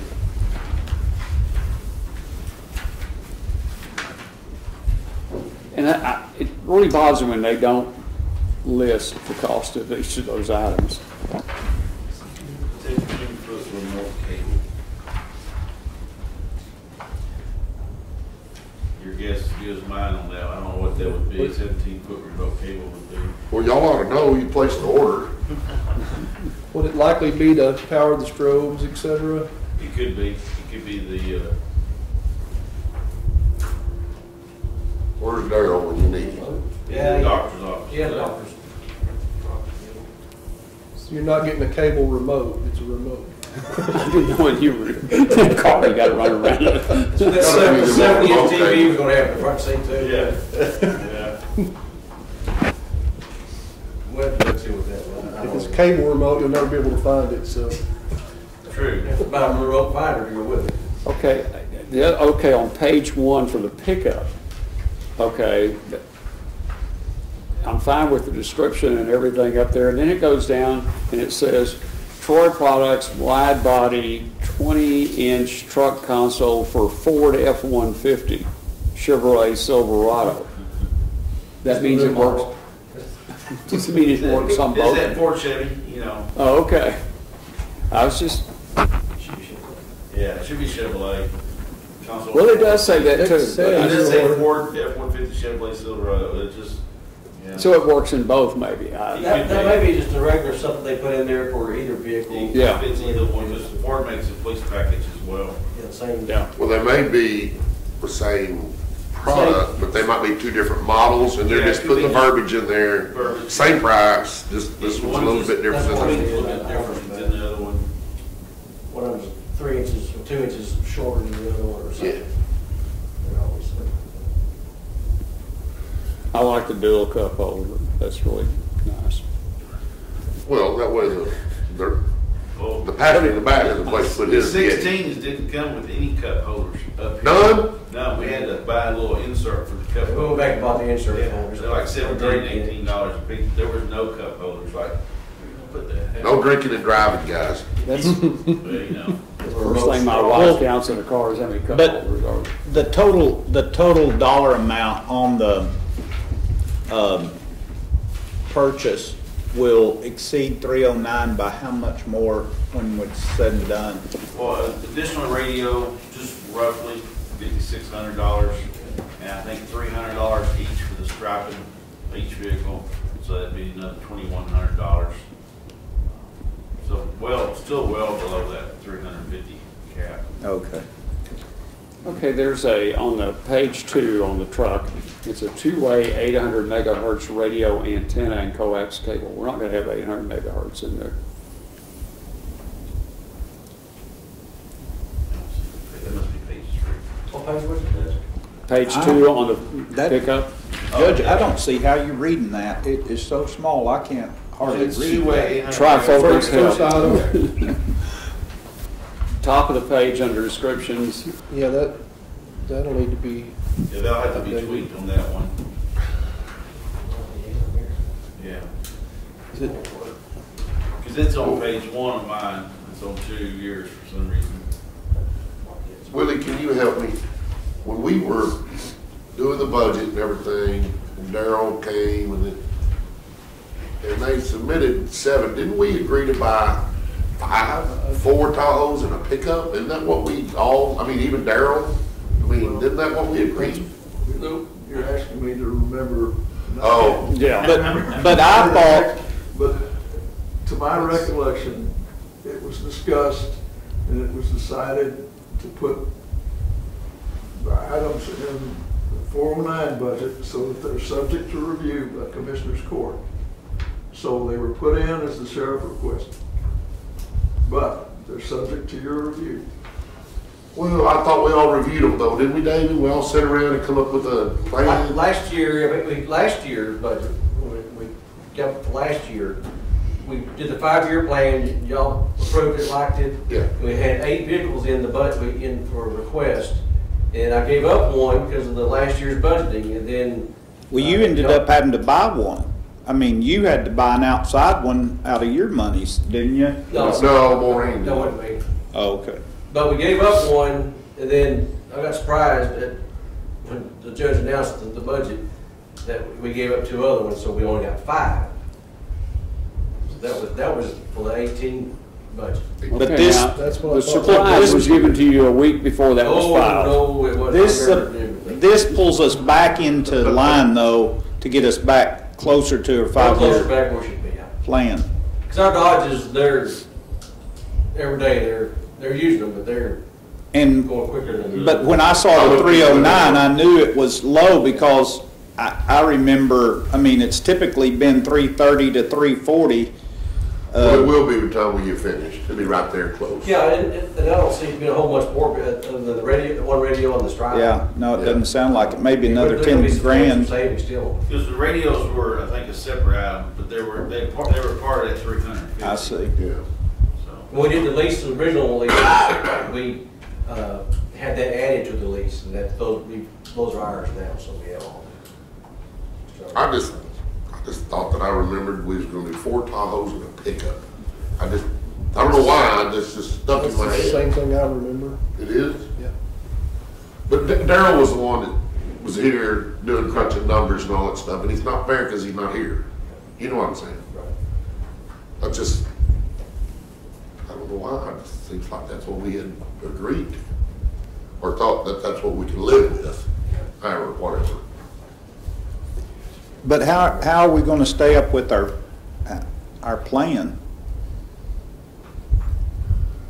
Well, I think that, I thought that would have allowed us to stay where we were. No, we lost last year, we lost 3 left. Last year, that put us behind. Well, how many Tahoes are gonna go away when these come in? Probably 0, we're still gonna use 14. We'll still be using 14, but they're almost all at 400,000+ miles now. Oh, yeah, they got 125. No, he's not talking Tahoes, he's just talking vehicles Other- in general. No, I said Other- Tahoes. What was that, That's we what gotta I get said. rid of those stinking Dodges. Yeah, we're still milking the Dodges. Yeah. We'll have maybe a couple as a backup. We already got but most of 2 them- out, 2 out of service. And 2, The old Chargers, we've got another old Charger and on Ford. Yeah. Sheriff, we wouldn't get rid of the Tahoes until we got rid of all the Dodges and all the Oh, Crown no, we're not Vics. getting rid of any Dodges. I We mean, only got rid of one. What? We only got rid of one Tahoe, that's because it caught on fire and a little more Yeah. damage we could. no, we're keeping all the Tahoes. Yeah, that's what I thought. We'd get rid of the Dodges and some of those old Crown Vics and stuff like that before we went to the newer vehicles. Oh, yeah. Right? Yes. Yeah. The other thing we're gonna start thinking about is that parking garage, we will be transferring that. There may be a time that they're gonna say, okay, we need everything out of there while we do certain maintenance in there. The downtown parking garage? Yeah, We don't keep anything Yeah, we in don't there. have anything over there. Okay. The only thing over there is I think some The DD. courthouse security vehicle. Yeah. For the sheriff's office, the courthouse. okay, but do you have any idea who has, besides your people, who has keys to that? I think community supervision corrections, because of the hours they go in and out. They keep all their cars over there. They keep theirs there. But we're gonna have Did to we look move all Can I the finish? junky cars, Judge? at, that's what I'm trying to get at. There's only 1 or 2 or 3. There's a few DED cars over there that have seized cars. Okay, well, that's gonna have to be looked at moving out, because our agreement will have 30 or 35 places that we will have reserved, but we have some employees, I know of 2 that park in there. I've seen no more than probably 6 on a maximum time I've ever seen employees parked in there. Okay, Unless it's snowing and sleeting or hail coming, then they'll go to 13 or 14 park over there. because I don't know whether that's gonna be free public parking or metered public parking of some methodology. So, when that's I think transferred. we have 1 vehicle over there. Yeah, it's that old ambulance car, they don't mind us. So we just need to put it across the scales, and we're still waiting on some paperwork Okay, after years. And then I think DED has a couple trucks. Couple seats. okay. I'm just saying to both of y'all, we need to look at that and be planning where we're gonna move those out of the way. Now, is the apartment building over there on 8th Street going to be able to use, is that what this? Well, that's part of the Part of the plan, plan. but that's gonna be, we didn't wanna spend the $500,000 or so to bring that up to code to have it as a public garage. So that's why we're conveying it to them, and I went back over that agreement the other day, and I've gotta get with Meredith on that, but, okay. But I'm just giving y'all a heads up that there may be a time those vehicles have to be out of there. Okay. The only other thing I wanted to say on this, Sheriff, is that I'm not having trouble with the number of vehicles you all want to do. I'm just looking at money right now. I wish we had that jail number finalized. And What's the jail number? the cost of the new jail. I'm still worried whether they're gonna stay, there's gonna be any creep over that. Commissioner Beecham told me we'd worked over the camera system, thought there would be a reduction in the number of cameras, and that should stay in budget, so. And I don't believe we've heard the number yet on the kitchen, have we? No. I don't think they no. totally finalized that. That should be a reduction. Yeah. costs as well. And that's an example of me using the asset forfeiture money. That gives you back $20,000 you would have either spent otherwise on expert witness fees out of my line items. Also, DCIF, we had to buy a new work service truck for Shepherd, and we bought a half ton also for the downtown crews that's taking care of things downtown. And we've got a transport van order too, a new one replacing one of the old ones. Is that out of your asset forfeiture money? No. Those are out of DCIF fund. That's the jail fund. We bought 3 vehicles this year out of DCIF. Yeah, we're still waiting on the van. The van, of course, we got one for big enough when we get to the new facility for back and forth. It's going to be a very secured one for our high-risk people. It's a one-ton van, but it's going to be able to hold up to 14, I think, 14 or 15. Does it have the bench seats in it or the individual? It's going to have a big insert that you got to keep the bad boys away from everybody, and then you've got a place with some females. And but do you walk down the center aisle and then sit down? One portion of it in the backside, the back part, the general guys, yeah, like that. It's not a 15-passenger van. This is big. Yeah. Maybe 14, but it's. Well, okay. All right. We have booster seats for some of them.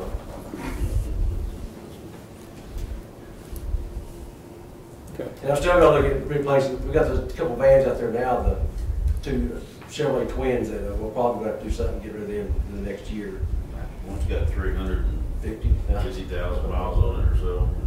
They're all highway miles, but a lot of highway miles. They're fixing to start costing us. Well, that's why we went to the Traverses, because when you got to go to Houston and any place long distance, there's no sense taking a big van out there with one guy. 3/4 ton van, it's just easier to get a vehicle and you can carry 2 or 3 guys and inmates, and they work very well. Okay.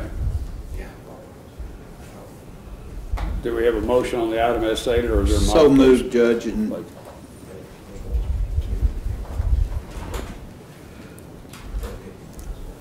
Is there a second? Second. Okay. Any other discussion on the item? We have a motion by Commissioner Watts, second by Commissioner Muller to approve the item as stated. All in favor, signify by saying aye. Aye. Opposed, same sign. Motion carries 5-0. Item 4 is discuss, consider, take action to accept a quote from Smith's Garden Center to deliver and spread 200 pounds of Green Link annual ryegrass seed. As quoted price of $700 to be paid from budget line 10510 XXX ground maintenance services. Commissioner Beecham. Yes, Judge. Last week, as you well know, Precinct 1 and Precinct 2 spread 10 loads of dirt on the front lawn to get it back level, to take care of some erosion that's taking place. This seeding will ensure that we do not erode that ground any further now that we've got it all back level. And if we don't get this grass on it, it's going to wash away. Wash back away. Is it going to be rototilled or something? I was looking at it this morning. It's really well done, but it's They're going to rake it in. Scratch. They're going to cast and scratch. okay. That's what he told me. Okay, they are going to do that in that $700. Okay, Yeah, they're setting it. and that's all. That's just the front area out there of the That's courthouse. the front lawn. Yeah. The south side of the courthouse. Okay. So it'd be my motion that we proceed with that purchase. All right. Second. 2. Second. Or did you get it, Lee? I'm It not don't sure. matter. I'm not sure what he said. That's fine. I didn't either. Okay. Any other comments or questions? Okay. All in favor, signify by saying aye. Aye. Opposed, same sign. Motion carries 5-0. Item 7 is discuss, consider, take action on requiring stationary items, i.e. business cards, letterhead, etc., for offices, departments to be approved through Commissioner's Court. A defined policy to be written by Commissioner Beecham. Commissioner Beecham, that was your item. Yes, Judge. I do not have a defined policy written as of yet, but as we're all aware, when we review the bills, there's a number of times we've had business cards, letterhead, etc., that come in as excessive charges. 2 weeks ago, we reviewed 2 business card purchases from the same company. Both were 500 business cards. One charge was $69 and the other charge was $169. So in looking, we could get 500 business cards for as little as $42. No, as little as $20.65 for 500 business cards. So what I would like to do is have all business cards and stationery letterhead purchases come through Commissioner's Court so we can look for the best value and work with individual departments on what their design needs are and what they need. And we can do that through the Commissioner's Court Secretary to coordinate that.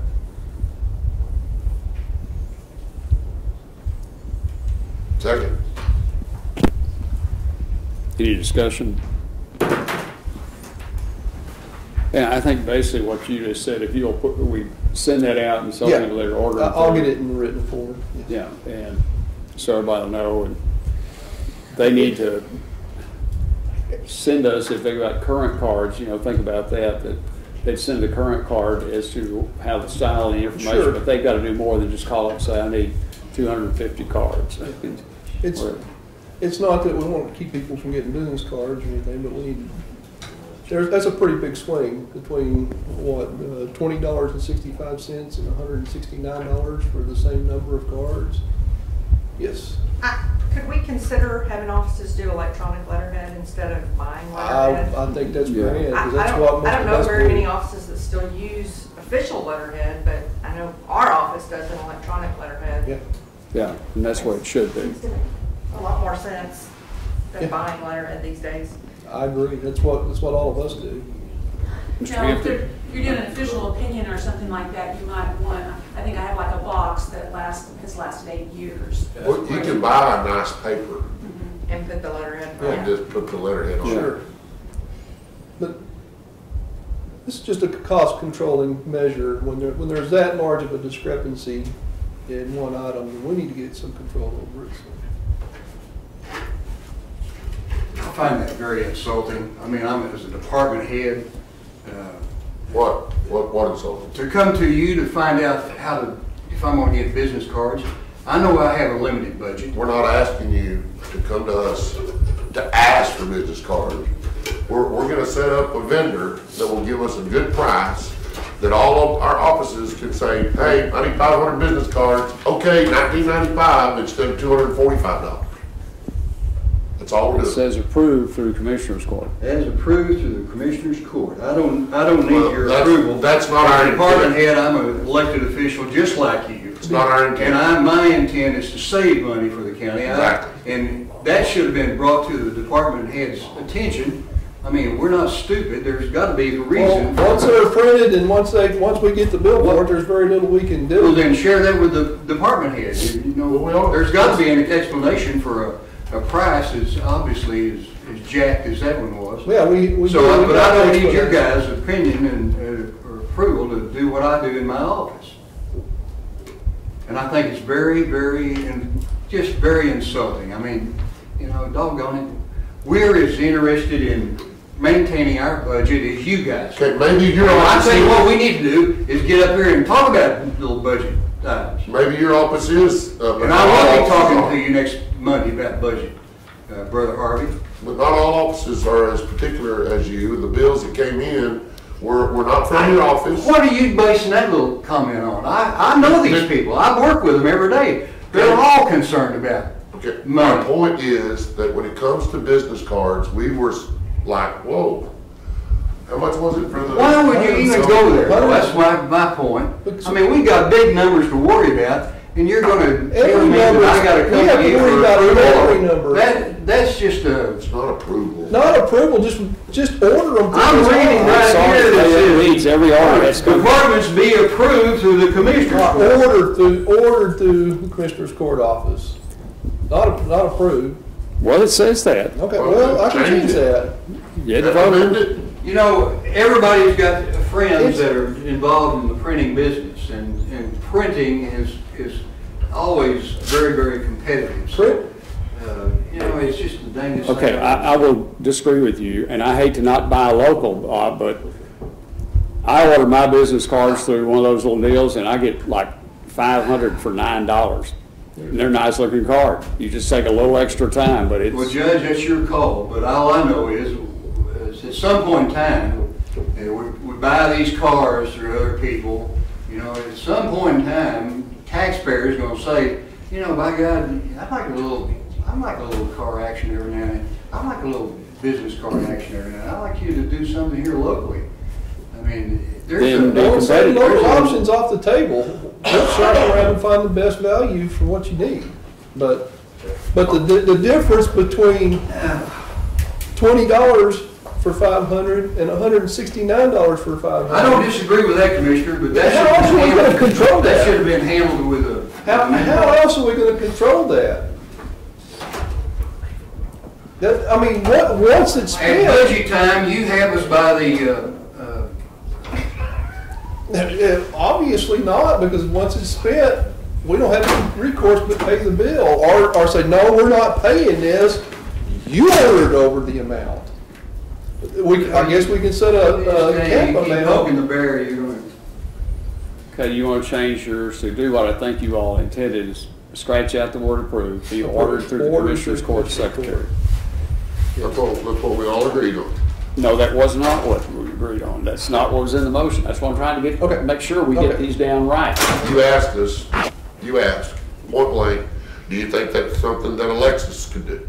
Yes. And we said yes. Yes, but it's not the motion you were getting ready to pass. Okay.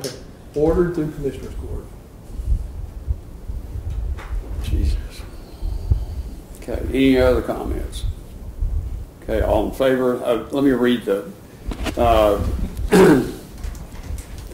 take action on requiring stationary items, i.e. business cards, letterhead, etc., for offices, departments be ordered through the Commissioner's Court Secretary. Motion by Commissioner Beecham, second by Commissioner Harkey. All in favor signify by saying aye. Aye. Opposed, same sign. Motion carries 5-0. We are down to public comments. Anyone in the audience have anything? Okay, Commissioner Beecham. Just remind everybody about National Night Out tomorrow. Had the presentation earlier, but don't want anybody to forget it. It was a really good event last year.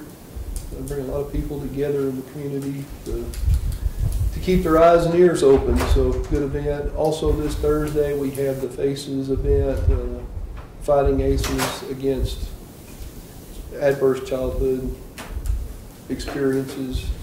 Redneck Culinary Academy will be providing lunch for that. It is an open event to the public. They do ask you to pre-register. Where is it? It is at Grace Church. Beginning at 9 a.m. on Thursday. If you haven't heard of it, what it is bringing in all the community partners who work together, whether it's law enforcement, education, the judicial system, caseworkers, mental health, every aspect, to work together for children that have experienced these adverse childhood experiences to in turn get a better outcome with their life, whether working with their families, working with the children. So this is a first step to putting together a community-wide approach and tying all the partners together. So if you have an opportunity, I would certainly encourage anyone to go to that. That's all I have. Okay, thank you, Commissioner Harper. That's what I have this week, it's just that cook. Okay, Commissioner Waller. We dedicated our new remodeled sanctuary at First United Methodist in Iowa Park yesterday. Had former pastors and district officials there and a good crowd. Always good to get to see people you haven't seen in a while. Want to mention to everybody that the Wichita County Mounted Patrol will have their tractor pull this Friday and Saturday night, and they will be honoring area volunteer fire departments with some of the funds that they raise will go to support those fire departments. So come on out and have a good time. Weather looks like it's going to be good, and we'll help those guys and gals out that work for all of us out in the community. So come on out. Commissioner Watts? Yes, I've got, our our work session. I guess 1:30 is what we'll want to do. I want to report on our dilemma out on the end of County Line Road. And Cody, I've got pictures here I want to give you to see if you can, so I can kind of give a ideal. Barry's seen it, but I want to visit about that. It's hard to bring explain. up to speed. And Joe's injected a new potential plan. I haven't heard Joe it did yet. go look at it? Oh, yeah. Yeah, he met with me and Barry, and then him he's and two other engineers out there with us. possibly revise that now maybe. So I was getting box culvert pricing, and you know, I called 12 people this morning, 12 people after 8 o'clock for box culvert pricing, and couldn't get a live person.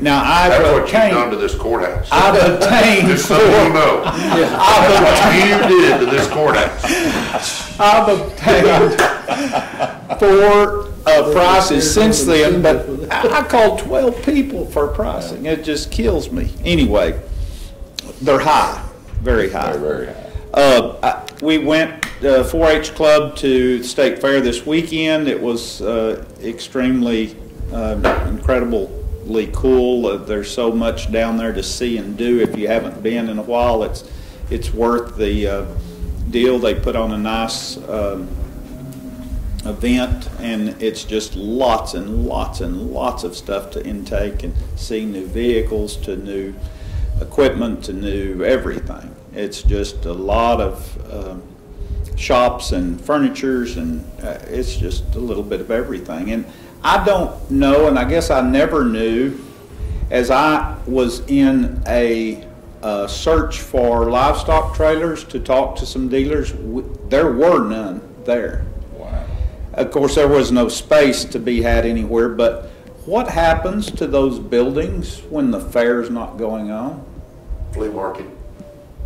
Is that what, I mean, these are structures that have been there for, one building, huge, a memorial, a war memorial, has every county in Texas, you know, stamped in it like an old courthouse around the top. Well, there's a museum on the grounds too. Isn't Yes. It operates 12 months out of the year. I've been to it. So it's a park, it's just an open park that some people maintain those? It's like they're in. City of Dallas. Okay. I didn't really know. I guess I've never been there at an off time. Well, and There's one building that's sister to the Memorial Auditorium, so made off the same set of prints. They have, you know, sporting events, Cotton Bowl, of course. Throughout the year. Well, in reference to what I was saying about Steve, when close proximity to the livestock parking area, we had permit to have to park in a particular area to easier access. But there's a tent city that exists under overpasses. It's been there a very long time. I bet you there's over 75 tents, homeless of different. I've just never seen nothing like it. And they have, you know, facilities and all, but a lot of the people, it's like here, in the surveys we've done, traditionally it's 80 to 100 people that do not want you to do anything for them. They're going to stay out in the open. They're going to go where they want to go. They do not want to be any kind of a I guess that ratio probably holds and so true. it's just multiplied there. And there wasn't many street corner in that whole neighborhood down there that wasn't being worked. You know, a high traffic intersection. Yeah. You know, when we do church without walls, what you just said is so true. Hey, would you like to know? Just come here to eat, listen to the sermon, listen to the message. I'm gone. I don't need you doing anything else for me. Really? Yeah. The only thing when they were auditioning people for the voice of Big Tex, Graham Purcell was still alive, and I said, "You need to do that." He said, "No, I don't want to do that." But his voice would have been perfect for Big Tex. Yeah. So we talked about health insurance and talked about maybe looking at something else. And I'm thinking either this Friday or next Friday, we need to have a work session on that. If it's next Friday, that means we need to be back. You know, be sure you come all the way home Thursday when we have that, because we're running that would be the last bit of time, And I'm thinking from some of the discussions, the auditor's office asked for it to be the following Friday, a week away from this one, so they That's have the end time of to our run the school. numbers and stuff, because they're finishing up the final touches on the CAFR and all that, so. But I'll visit with Deb about it, but if it's this Friday, are any of y'all gonna be gone? Would that work? Both work for me. I'll be there. Okay, all right. The other thing, Jeff, are you going to Idaho, Wichita Falls with me? I saw that, Judge. I hadn't, Barry thinks you had. He told me that this morning, but Yeah. you know. but yeah, I can go. I can Okay. make it work. I've got Well, another we just need to meeting, I let got them another know. board meeting at noon Yeah. that day Yeah, anyway, so okay. that'll work good. All right, What do I owe you, Judge, for, 25. 453. 453.75. that's Wednesday, right? Yes, sir. We take that right now if you had it. Hey, I'd just be glad to get that out of it. So, okay. I have, Judge, that Yes, sir. waterway meeting is at 10 o'clock in here that day as well. Oh, I thought we moved it, Jeff. It's that Wednesday. I was thinking it was in the afternoon. Let me look. Um, What day is that? That is, Nancy had set it Wednesday, up. the 3rd. I thought I saw it change. No, it's 10 o'clock. You're right. I think it was at 1:30 and we moved it to Okay. 10. That's what it was. I knew I changed it Each this one morning. has in that car. Yeah. Changed it. What kind of batteries do you put in that? Y'all see the abuse I have. You know what though, Judge? When that thing's dead, this one still works. Not unless it gets water on it. Neither one of them do well. All right. I actually use both, but that's just real. On the handy for a agenda, long guys, time. there is a work session listed for precinct road maintenance review. Is that going to happen today? Yes, that's the one Cody's prepared to work the TV for us on. I've got to Okay. show y'all Is that some stuff. 1:30? 1:30, we have the call with Amoresco. You and I. You and me, or? No, you and Jeff Jeff. sitting in, okay. Why don't we just do it too? It's not posted. No, It's just another advertisement. it's on your work session. Yeah. We'll just recess. Okay. We'll just get together after your call. Okay. How's that? Yes. That'll Agree And with that, Judge? That's, well, I've got stuff, I wasn't worried about being on that. Y'all Okay. do that, and Okay. I will, if I can get away from the other two things I have, I will join you. this all. has the potential of being a very Expensive job. expensive project, potentially, and I just wanted everybody's input on it. Mary Well, said it's and- amazing. Now, And the thing is, there's more of them out there. That's the scary part, that we're gonna be addressing these kind of things over the next. Yeah, but we need to get on it before it gets that big. Well, you're right, Well, but is there anything I realized, and that deal you sent me, I was just trying to look it up for, I know you sent that the other two. Yeah. Or you may just good. did you see those pictures, Judge? Yeah, I was just wondering, is there a way to even, on where that's dropping, I don't know what, that's just wild how that changed that. But would there be any good to putting any kind of riprap or concrete in the bottom of that until we get to the rest of the solution to keep it from maybe continuing to, at that fall point? At the fall point, yeah. Yeah, but you can't get very close. You got to have something you can swing out there and drop that. You can't get up it there. was on sloughing off when we were standing Yeah, there. I mean, was, they me, that cautioned us. chair. Well, I was waiting to see the camera go like this. Yeah, they told us don't get any closer than No. the table to us. Well, we flagged it when we drove up there, Judge, and that drop point moved about 2 feet while we were there. Yeah, and then 30, overnight it 45 moved 40.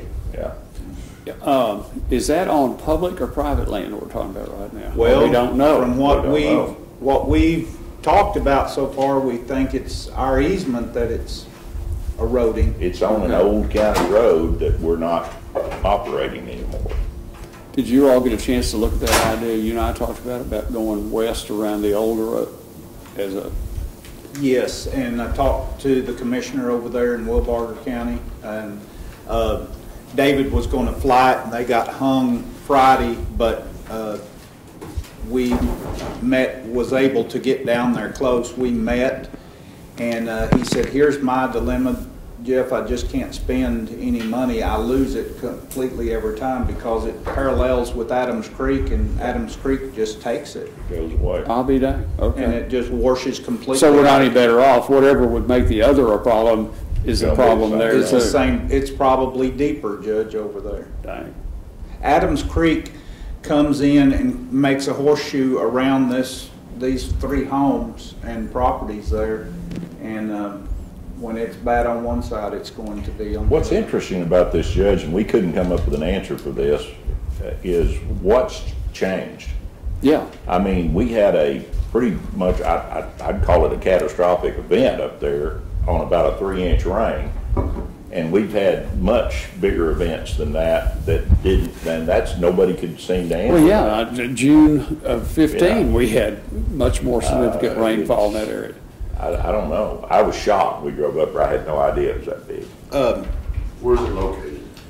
On the end of county line, like in our 25. it's as close to our northwest corner in this county as possibly get. Go down 25. There's 3 homes right there on 25. Is it Curtis parallel back to west? 25 on the We west talked side. about Kenneth's house. No. No. Way up Go, like that. it's 10 miles from there. Okay. So 25 at the end where it's headed to those bridges that are problems, it's The old parallel Turner with place. county line. County line's farther west. It's a mile apart. Right It's there. the old Turner place. You probably don't know where that is. Everybody up in that part of the world knows where it is, and it's Is that Ted Turner's place? I think so. Well, let me interject, and we did a Who little. was he paid for it?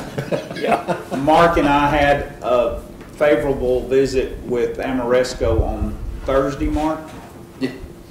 And we have, we're going to have some decisions in front of us that are going to be cash flow driven. And so anyway, I had asked Murphy to give us some projection just based on certificates of obligation or what that interest rate potentially is right now to look at in lieu of doing financing through this group if there's potentially a ability to do it on our own to finance this project for some appropriate time frame. And he was going to look at the tax note and then a short-term certificate of obligation cost. But we're talking right at $4 million to go from one end of this thing through the other, get most everything with the exceptions of something that I wasn't aware of in this building, something called the steam traps that they could not get good pricing on because it's nothing done really in this area. I asked them to relook at that, revisit that. Because it could be about a $200,000 addition to us. And we don't know exactly the nature of ours, but it's something that the lifespan of is 5 to 7 It's a maintenance years. item that should be done every So, 5 years. can we go over this after we get back, after your call, and you'll have some more better information? Just See give what- you see a what they briefing, say about give you a that. briefing on the. Well, and you bring up a very good point, because Curtis told us last week when we began to discuss some of these projects, like the one you and I looked at and the one that Lee and I are embarking on over there. We've got some major projects, and these precinct budgets are going to struggle to take care of this. And Well, I told you I'd help you. I know you will, and that's great, but I'm just saying, we're getting into some things here that we're talking about some really big dollars, and they're not gonna go away, and we're, just in our normal budgeting action, we're not gonna be able to do a bunch of this stuff. It's gonna be a problem. Vehicle inspection station coming back. Yeah. Definitely. You went over on River Road $100,000. So if we're going to building that state weigh station, inspection station, then there was $100,000 that should come back. We went ahead and paid out of there because we wanted to get that money down, but that meant you we're gonna have to pay that back to the other project. Well, who put the number in the beginning? You did? No, I didn't. I didn't have a clue how to estimate that. We just went out to bid, so we went with the lowest Okay, bid. it came in, you were at 485 and you wound up at 585.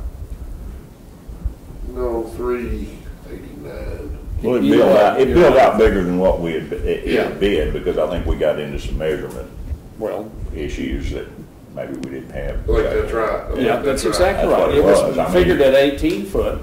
Yeah. And it And wound it up, was, 20. yeah. okay. Well, And in that some places kind of it's thing. greater than that, but, you know, all I'm saying is, someplace along the line, these have got to be spaced out. Well, one of the things that we got to look at is, we've got a number, and that weigh station's gonna have to be built for that number, whatever that is. If it's a tent or what. Okay, all right, I want you to look at that Shepherd Air Force Base deal on Missile Road. You're right, one of those vinyl, you're right. Okay, now, security on that wouldn't be good. No, So, No. but I told Glenda the other day, we needed to stay in the 500,000 range, not the 800,000 we've range. got to. We Yeah, can't. we can't build a cinder block building out there, in a metal building. We gotta read, and Lee, you pointed this out. You talked with contractors on these strand steel buildings, and my goodness, I don't know what Why do we do it to ourselves? I don't know, but we gotta rethink all that. That's just crazy. But my point is, kind of the cloud over this whole discussion is we gotta really start getting a handle on, because we're looking at some big projects and some big costs, and we don't, under our regular budgetary deal, we just don't have the room to cover all this stuff.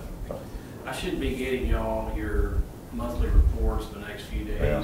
Be sure to look over those real close, kind of see where we're at. Yeah. On all of our budgetary lines. This guy right here is gonna have to be a key part of all these discussions. That's the deal. That's what I'm saying, We so. couldn't do it without Chris.